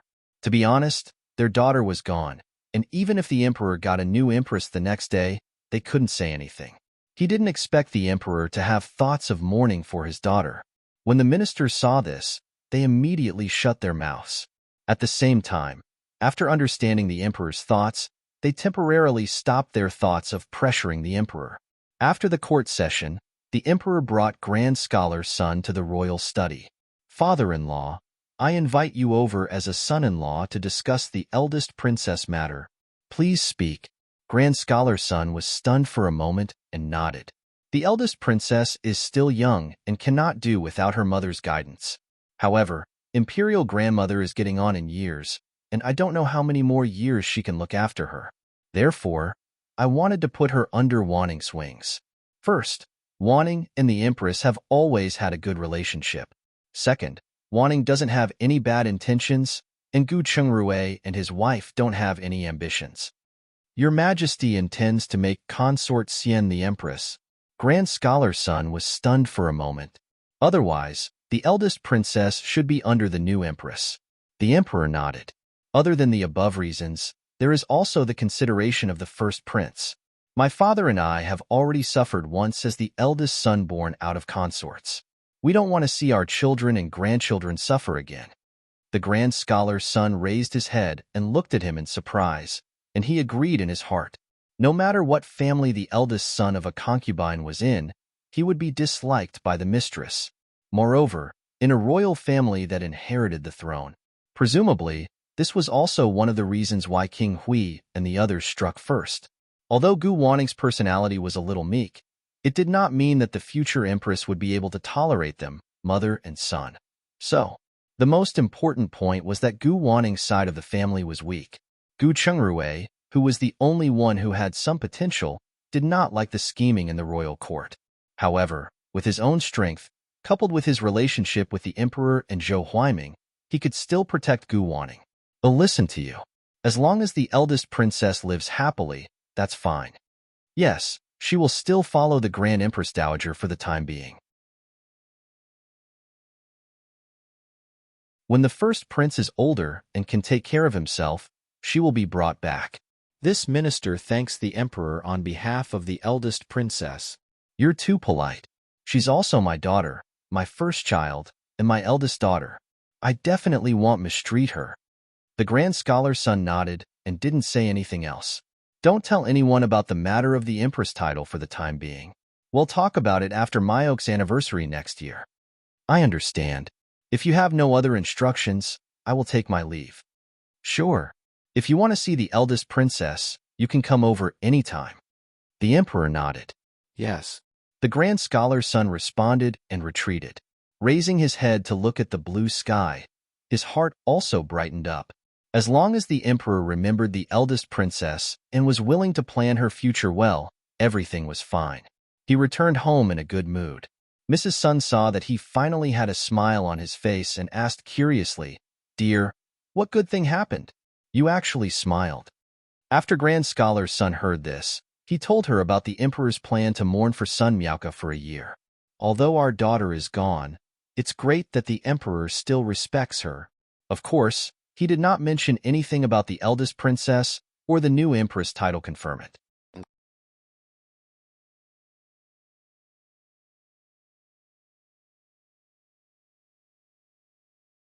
Chapter 805 Murder Attempt, ID, Rather have my daughter alive. Mrs. Sun cried immediately. At this point, what's the use of saying those things? Remember, in the future, if anyone mentions the matter of selecting a consort, we won't participate and will only listen to the emperor. All right, Mrs. Sun said as she wiped her tears. When Grand Scholar's son saw this, his eyes turned red. The two of them sat and cried for a while before starting to eat. Of course, the adults of the various families also mentioned it to their wives and daughters when they returned home, asking them to stop thinking about the consort selection temporarily. After Zhouing finished her work that night, she brought Guagua out of the inner space. Suddenly, she felt her heart palpitate. Guagua woke up and started crying. Zhouing quickly hugged her and coaxed her. She couldn't fall asleep after that. Thinking of that palpitation just now, she felt uneasy. Then, she carried Guagua into her interspace and placed her on the bed in the villa. She began to investigate Gu Shengrui's whereabouts. In the end, she finally found Gu Chengrui at the residence of the magistrate of Pingyang Prefecture, Magistrate Sun's residence, which was also the home of Magistrate Sun of Yunhe County. He was obviously drunk and couldn't sleep well. A person dressed as a maid held a knife in her hand and was about to stab Gu Shengrui's heart. Zhouing was startled. She immediately turned her spiritual senses into a knife and slashed at the back of the servant girl's head. After she fell, Zhouing immediately stabbed Gu Shengrui's philtrum. When he woke up from the pain, he was still in a daze. Still sleeping? Zhouing had no choice but to send a voice transmission. "You're going to lose your life soon, babe." Gu Chengrui was stunned for a moment. "Woke up? Someone wanted to kill you." "It was the servant girl on the ground. I whacked her on the back of the head and knocked her out. You can investigate the rest yourself." When Gu Chengrui heard that, he was completely awake. He nodded. "Leave the rest to me. You take care of yourself. You too, drink less." Zhouing left after she finished speaking. Gu Chengrui immediately got up and called Lin Tian and the others. After informing Lord Sun, he began to interrogate the servant girl. The servant girl woke up and looked at him and Lord Sunday dog officials protecting each other. "As expected, you all are not good people." "Really? If you can't give me a reason, don't blame me for killing you for disrespect." Lord Sun sneered. Although he wasn't a good person, he tried his best to be honest and upright when it came to being an official. He had never done anything that would make him lose his conscience. He didn't expect to be scolded by someone today. It was really preposterous. For this time's medical examination, Master Song, who was originally in second place, didn't get selected, but Mrs. Sun's cousin, Chu Jiangwen, who was in fourth place in the first round, got selected. "Isn't it because of you officials?" the servant girl said indignantly. "Master Song, Song Baoshan? Tell me what your relationship with him is first." Lord Sun asked. "No, it's nothing. I just feel that you guys are unfair. So, are you trying to fool an idiot? You're a servant girl at my residence, yet you're siding with an outsider and even helping a man. Who would believe that you two don't have a special relationship?" The servant girl didn't know how to explain. She couldn't say that she was sent here as a spy. Beat her up. I wonder who dares send a spy to the magistrate's office. I want to see who is that bold. When Lord Sun finished speaking, a servant immediately went forward and pressed the servant girl onto the chair to interrogate her.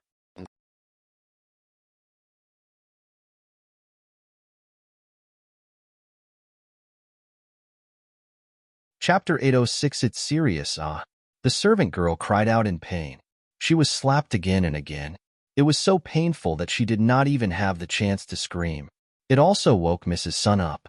She walked out to see the scene and asked the servant standing at the side to understand the situation.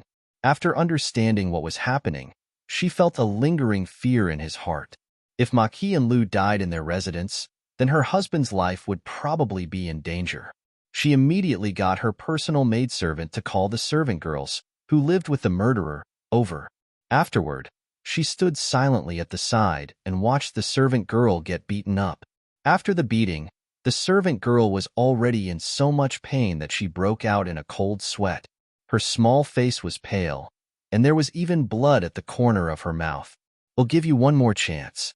Tell me, or I'll turn you into a military prostitute," Lord Sun said.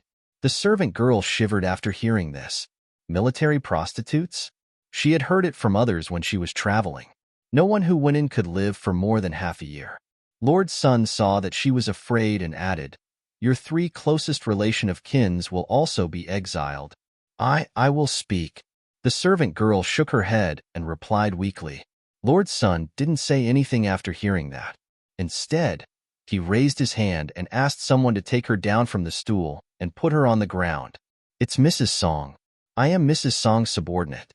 She sent me here to spy on the important matters in the residence for her, and then instructed me to try my best to become your concubine. You're just a servant. You're not worthy." Mrs. Sun replied unhappily. At the same time, she held a grudge against Mrs. Song. What did she mean by sending a servant girl to be her husband's consort? Was she belittling her? Lord Sun's expression was obviously not good, but this reason was still not enough for her to attempt to murder a marquis. Thinking of this, he asked, "If that's the case, you should be threatening Marquis and Lu. Why would you want to kill him? If you kill him, do you think your master Song can enter the medical center?" "I am not sure either." "Madam, no. Mrs. Song arranged it this way." When the servant girl said this, she also felt that something was wrong. However, at this point, it was too late to say anything. The medical center doesn't only select medical skills, but also medical ethics and character. These 2 are the most important. Do you think I'll take in a murderer who would fake carrots as ginseng? I had originally planned to teach him a lesson after the medical center was established. Now it seems that there's no need to wait. After Gu Qingrui finished speaking, he looked at Lord Sunday. Lord Sun nodded and sent someone to find the judge. He raided the Song family's house overnight and sent the servant girl to prison. As for Mrs. Sun, she called the 3 people who lived with the servant girl over and interrogated them. However, she did not get anything out of them. They only knew that she spent more money than them and liked to go out to buy snacks. After Mrs. Sun told Lord Sun the news, Lord Sun recalled what had happened since he took office. After confirming that he had done nothing wrong, he no longer cared. The next day, after Lord Sun, Gu Qingrui, and the judge entered the cell, they found out that Mrs. Song was dead. There were poisonous fangs hidden in her mouth, and she died from poisoning.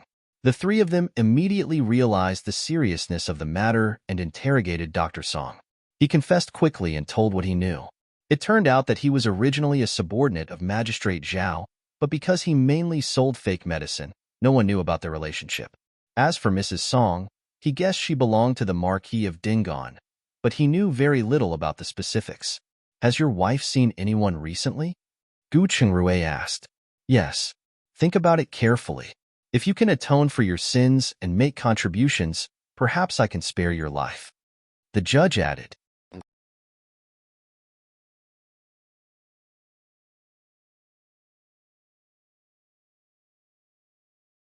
Chapter 807 Exposing I. Dr. Song hesitated. "You should ask her servant girl, Sujin. She knows more details than me. I've already given you a chance. I hope you're telling the truth." After the judge finished speaking, he ordered someone to bring the servant girl, Sujin, over and asked, "Has your madam seen anyone recently?" "I'm not sure." Sujin raised her head and replied. The judge did not answer her, but turned to look sharply at Dr. Song. Since he recommended this person, let them fight it out. As expected, Dr. Song received the judge's knife-like gaze, and his heart trembled violently. He looked at Sujin and scolded. "How could you not know? You even listened to us sleep together. What secrets do you not know? You, shameless." Su-jin's face turned red after hearing this. I don't know about anything you did. Although I don't know who you met, it was definitely during the 2 days you stayed in the manor. Don't even think about pretending to be stupid, and don't even think about implicating me and my sons. Nonsense. We only stayed at the manor for 2 days. Who did we meet? Su-jin raised her head and angrily looked at Dr. Song. Someone, bring me a few pieces of paper and a bucket of water. Gu Chungrui saw that they weren't cooperating and could not be bothered to waste time with them. Yes. The prison guard responded and went out to bring a few pieces of paper and half a bucket of water. However, it was a kind of inferior paper. Gu Chungrui did not mind. He took the paper and pointed at Dr. Song. The prison guard called for 2 people to come up. He first tied the 2 of them up and then pressed them firmly to the ground. You, what are you doing? Dr. Song asked in horror. They'll let you have a taste of a new interrogation method that I've discovered. It's very fun, very energy-saving, and not bloody. After Gu Chungrui finished speaking, he immediately pasted the piece of paper on Dr. Song's face. Then, he scooped half a ladle of water and slowly poured it on the paper. A moment later, the paper was stuck tightly to Dr. Song's face. Dr. Song's breathing became heavier. Gu Chungrui then pasted another one. This time, Dr. Song's breathing panted, his face turned pale, and he kept struggling. Your body is weak. Why? Can't take it after just 2 pieces of paper. After Gu Chungrui finished speaking, he waited for Dr. Song's breathing to have a rhythm before he pasted another. This time, Dr. Song's eyes were bloodshot, and his eyes were wide open. His face quickly started distorting. He was trying to find a chance to catch his breath. However, Gu Chengrui's papers overlap with each other and have already blocked all the gaps, making him unable to find a breath. When Dr. Song began to kick his legs with all his might, he went forward and stuck another piece of paper. This time, Dr. Song struggled even harder. By the time the 5th paper was pasted, Dr. Song was no longer struggling but was whimpering before his death. Interesting. This is crueler than the tiger stool and chilly water. Suffocation. The judge's eyes lit up. Some felons and wanted criminals were really stubborn. Many of them would not speak well, even if they were beaten to death. Perhaps this would be a breakthrough. Soon, Dr. Song stopped moving. My lord, is he dead? The judge asked. No, he hasn't. After Gu Chungrui finished speaking, he pulled the paper off his face. Soon, Dr. Song's coughing was heard, followed by heavy breathing. The judge finally heaved a sigh of relief. Dr. Song, this is your last chance. Otherwise, they'll use you to try and see if a few pieces of paper can suffocate someone to death.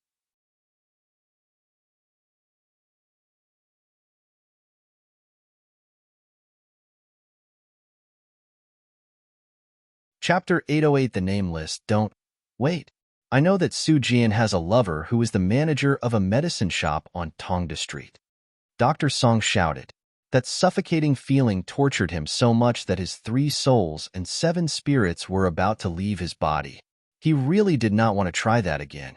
Su Jin looked at Dr. Song with hatred, but she didn't say anything. When Gu Chungrui saw this, he looked at her thoughtfully. It seemed that her lover was quite important to her. The key was that she was even more composed than Dr. Song. It made him feel like she was the master and Dr. Song was the servant. This made him recall that spy organization from the Marquis of Dingon residence. It looks like there was a fish that slipped through the net. At the same time, the alarm in his heart sounded. It seemed that King Hui wanted his life. Catch him. The judge turned around and said. Immediately, a soldier ran out. An hour later, the soldier brought back a man covered in wounds. Sir, the manager of the medicine shop somehow found out that the Song residence was raided. When we arrived, he was on the run. A fight broke out between us. Just as we were about to capture them alive, he took poison and committed suicide. We could only bring back his assistant and the bag he packed. After one of the officers finished speaking, he handed a bag to the judge.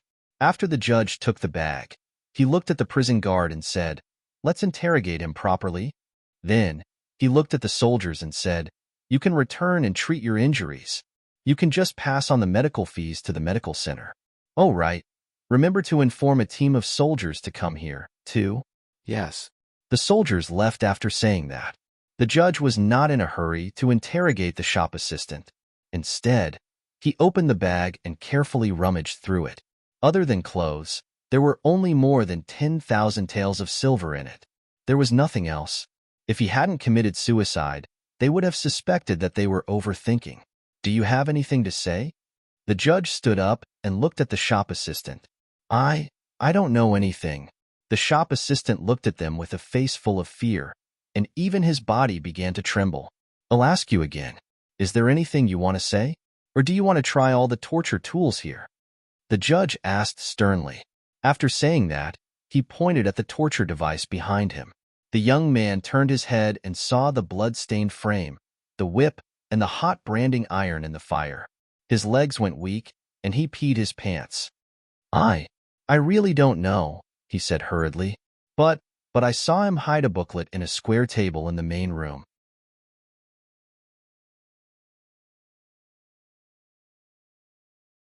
When Sujin heard it, she wanted to kill the shop assistant. However, she was stopped by the prison guard. How did he hide it? I only realized today that the top of the square table comprises 2 layers. If I hadn't seen him open it, I wouldn't have noticed. After hearing this, the judge handed the bag to the magistrate and personally led his men to the medicine shop. When he entered, he was about to see a person dressed in government office attire taking out a booklet. He immediately led his men and pounced on him. Hold him down. Check if he has poison in his teeth. Sure enough, he found a poison sac in that person's mouth. The judge immediately went forward and took the booklet. There was a list of about 10 people on it, and he was shocked to find there were 2 in his residence alone. He looked at the bailiff, who was detained. Very good. You guys are really bold. You even have spies in my residence. After saying that, he first ordered his men to arrest the people on the list and return to the prison to begin a new wave of interrogation.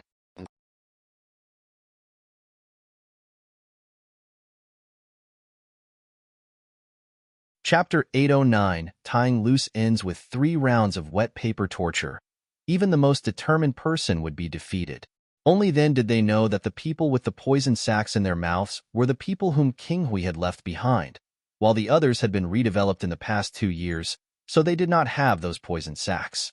They had been able to escape cleansing back then because they had been in the dark and had never been used. In addition, the bailiffs had deliberately concealed them, so they had not been discovered. They had only been officially activated about a month ago. Their goal was to kill Gu Chungrui and get rid of Magistrate Sunday, so, where is the person who gave you the order? Gu Chungrui asked. The few of us only went to Mrs. Song's manor for a gathering. After that person passed on the order, he set off. He should have left Pingyang long ago. The bailiff said. Do you know his name? I'm not sure. I only know that he wore a mask. People call him Master Lu. Master Lu? Gu Chungrui was stunned for a moment after hearing that. If he remembered correctly, he was very likely the young Master Lu who had helped King Hui almost replace County Magistrate Sunday. Is he wearing half a butterfly mask? Lord Sun asked. Yes, a silver butterfly mask. Lord Sun was furious when he heard that. This was the executioner who had almost taken his life back then. He looked at the judge and said, I want this person. He is the trusted aide of King Hui. Yes, I will issue the arrest warrant in a while. The judge promised. After that, except for Dr. Song's family, everyone was poisoned to death and buried. However, Dr. Song's family didn't have a good ending either. They were directly exiled to the southwest. After he was done with his work, Gu Chungrui also announced the director, 2 deputy doctors, and 3 normal doctors in the medical center here.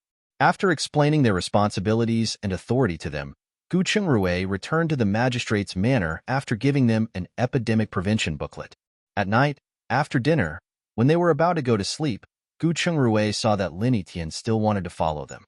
He turned his head and asked, What's the matter? Dr. Gu, Yifan and I have discussed that from tonight onwards, the 2 of us will take turns to keep watch to prevent any accidents. But don't worry. We'll sleep in the outer room and not disturb your rest, Lin Tian assured him. Gu Chungrui did not object after hearing that. If Zhouing had not reminded him last night, he would be dead by now. Then, he said, Thank you for your hard work. In addition, go to the bodyguard agency tomorrow and hire 2 experienced bodyguards to come with you. Otherwise, the 2 of you will not be able to hold on for long. Lin Etienne hesitated for a moment. The people from the bodyguard agency aren't safe. They'll go to Hongyun restaurant tomorrow to get 2 people from them. All right, use them if you think it's convenient. Go to bed early. We have to set off again tomorrow. After Gu Chungrui finished speaking, he entered the inner room. In the dead of the night, Gu Chungrui called Zhou Ying through the Mother God statue. After Zhou Ying received the call, she immediately came over. She sent him a voice transmission when she saw Lin Etienne outside the room. Put a fake of you sleeping in bed. They'll pick you up, and let's talk in the inner space. Gu Chungrui quietly got up and stuffed his thick clothes under the blanket. He faked a human sleeping in his bed, put on his shoes, and stood ready. As soon as he stood up straight, Zhou Ying brought him in. Gu Chungrui pulled her into his arms. Last night was too close. If you hadn't found me in time, I would be a corpse now. Humph, let's see if you still dare to drink so much in the future. It's also because I haven't seen Lord Sun for a long time, so I drank a few more cups. In the future, as long as I'm outside, I definitely won't do it again. Just remember that, all right? Oh, right. Who is that servant girl? Why did she want to kill you?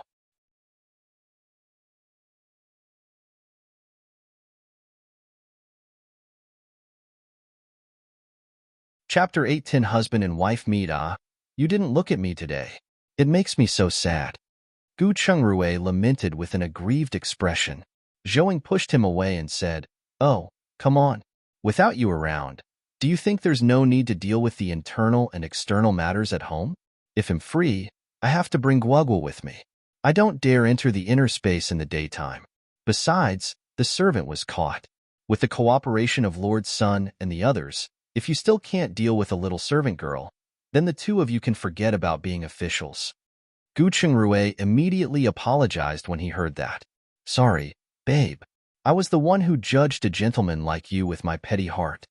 Ugh, just hurry up and tell me what happened. Is there still danger? I'm afraid so.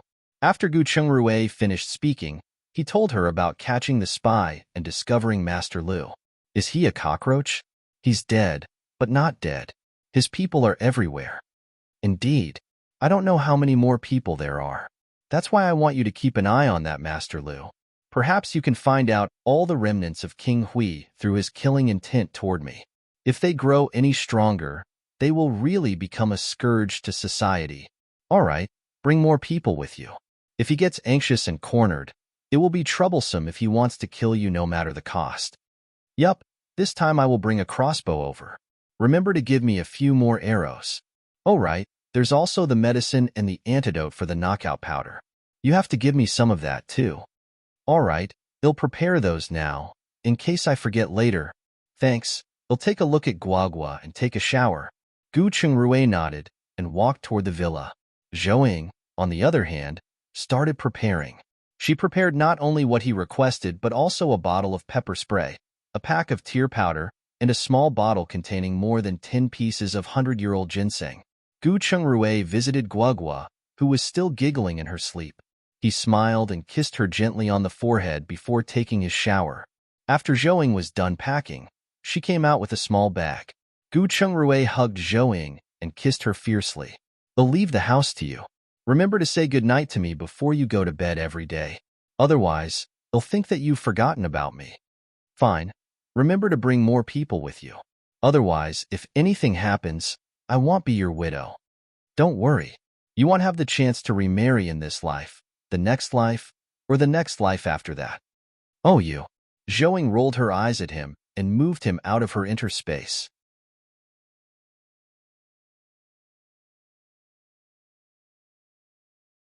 Surprised, Gu Chungrui returned to the pitch-black room and gritted his teeth. My position is getting more and more unstable. It seems I must prop up my husband's dignity when I return properly. Then, he smiled and shook his head at their silliness. He shook his head and threw away the messy thoughts in his mind, keeping the bag in his bed, and went asleep. On the other end, after Zhou Ying sent Gu Chungrui off, she began to look for Master Lu. She had not expected to find him so quickly at a residence in Pingyang Prefecture. She would have doubted herself if she had not seen the silver butterfly mask. At the same time, she remembered his face. She had thought he would be a handsome man who wore a mask to avoid trouble, but all he had was an ordinary face with a burn on the left side. Perhaps it was because the treatment was not done in time, so it left behind a black scar. She sized up the people in his courtyard. There were not many. There were only a total of 11 people, including him. They had quite a lot of money on them. Each of them carried a few hundred taels worth of silver notes. Lord Liu had more, at least 10,000 taels of silver.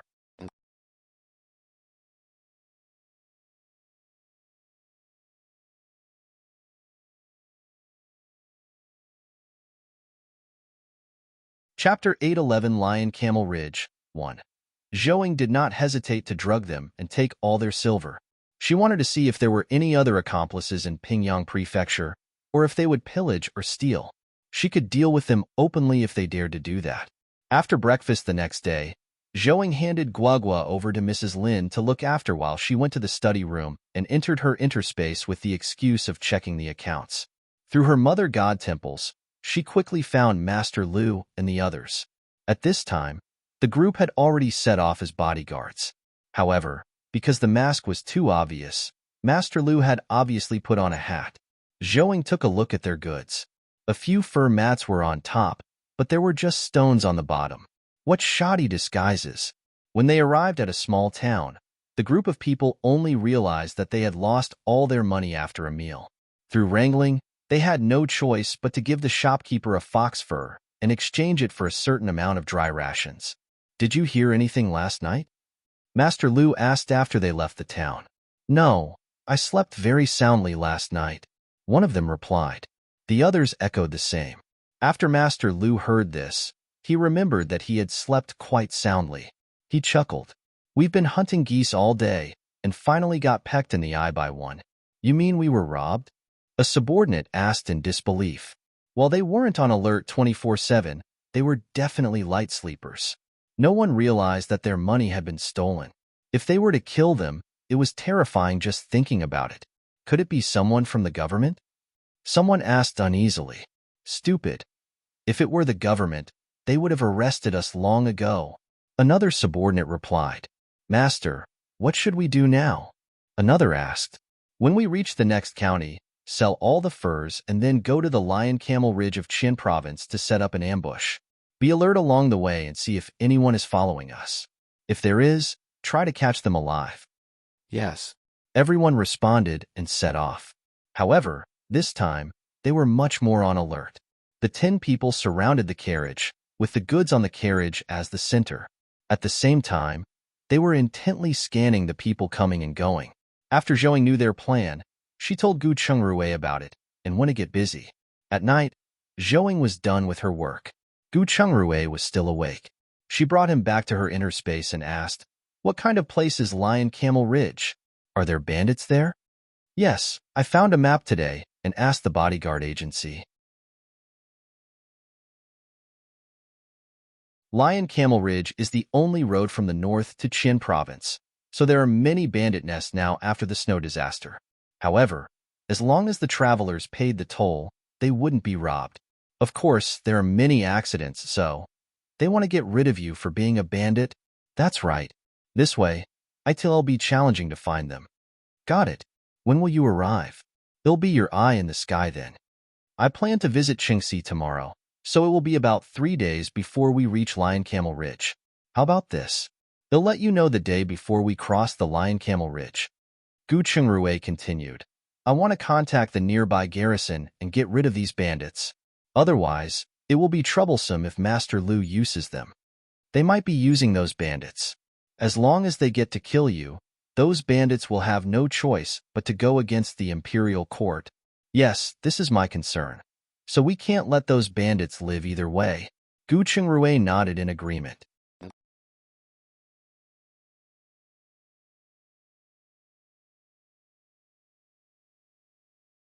Chapter 812 Lion Camel Ridge 2. Over the next 2 days, Zhouing would monitor Master Liu and the others occasionally and pay attention to their whereabouts. Unexpectedly, they did not stop on the way. They arrived at Lion Camel Ridge the next afternoon and found a small stronghold. After settling down, he sent his underlings to keep an eye on Gu Shengrui's whereabouts. Zhouing told Gu Chengrui the news that night, and the two discussed it. Gu Chengrui decided to take the risk himself, as long as Zhouing pointed out the trap for them. Only when they committed a crime could they be exterminated openly and force the other bandits who did not participate to surrender quickly.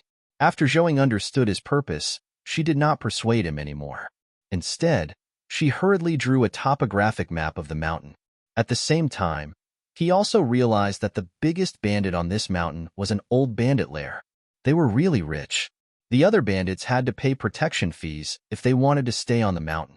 Just as she was thinking about that small hut and checking on Master Lu and the others' plans, a short man who was as agile as a monkey suddenly ran into the main courtyard and said, "Chief Tiger, big news. Someone wants to kill Marquis and Lu." Marquis and Lu, the doctor who discovered sweet potatoes and cowpox? The chief was stunned by that news. Yes, him. I heard that he's out of the capital this time to set up medical centers in various places to prevent and cure all kinds of plagues and rectify fake medicine, including those black-hearted medicine merchants. Damn it. It wasn't easy for the country to have a good official sincere to the people. How is it that he was targeted so quickly? Do you know who wanted to kill him? I will definitely kill that brat. It's the remnants of King Hui. Monkey, are you sure? I'm sure. The heavens are really helping me. We finally have a chance to take revenge. Chief Tiger replied in a daze. That's right, Chief. It's been more than 10 years. We finally have a chance to take revenge. Monkey said, call the few leaders to the hall.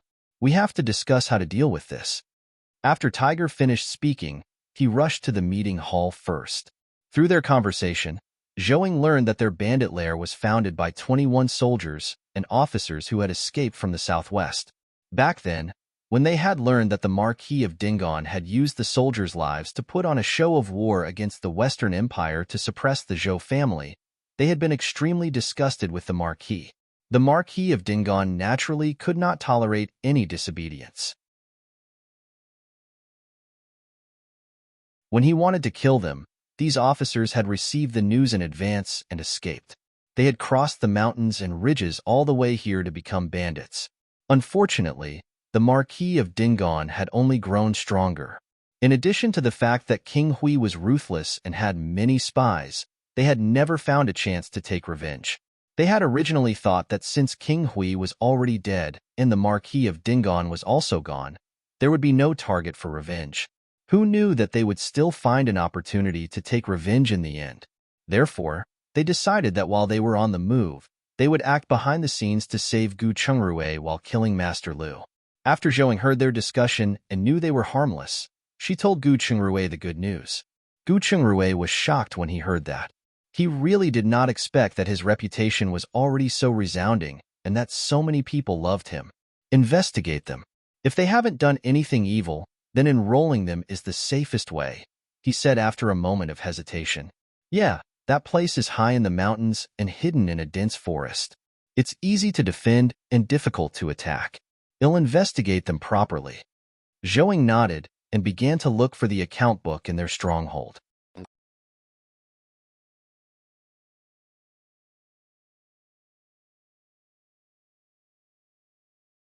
Chapter 813 Lion Camel Ridge 3. With the account book, she would know if they had done anything bad. In the end, she found more than 10 boxes of account books in a secret room at the back of the mountain. Zhouing opened it and flipped through it seriously. Most of the money was collected from regular caravans and escort agencies. Of course, there were also robberies, but most of them were from heartless black merchants. This was especially true for the merchant groups that sold fake medicine. They had robbed many of them, and it was clearly stated on the list what kind of fake medicine they had stolen. Moreover, they had robbed a batch of gold, which was the gold that the original Qianzhou prefecture magistrate had embezzled. After they received the news, not only did they rob the gold, but they also killed him. There was also a portion of their own income, which included furs, prey, and herbs. Their annual income was similar, but the only difference was the amount. During the disaster years, their income was close to nothing. On the contrary, They spent a lot and helped many people, including the villages on the mountain. After looking at it, Zhouing went to Master Liu's stronghold and took a look.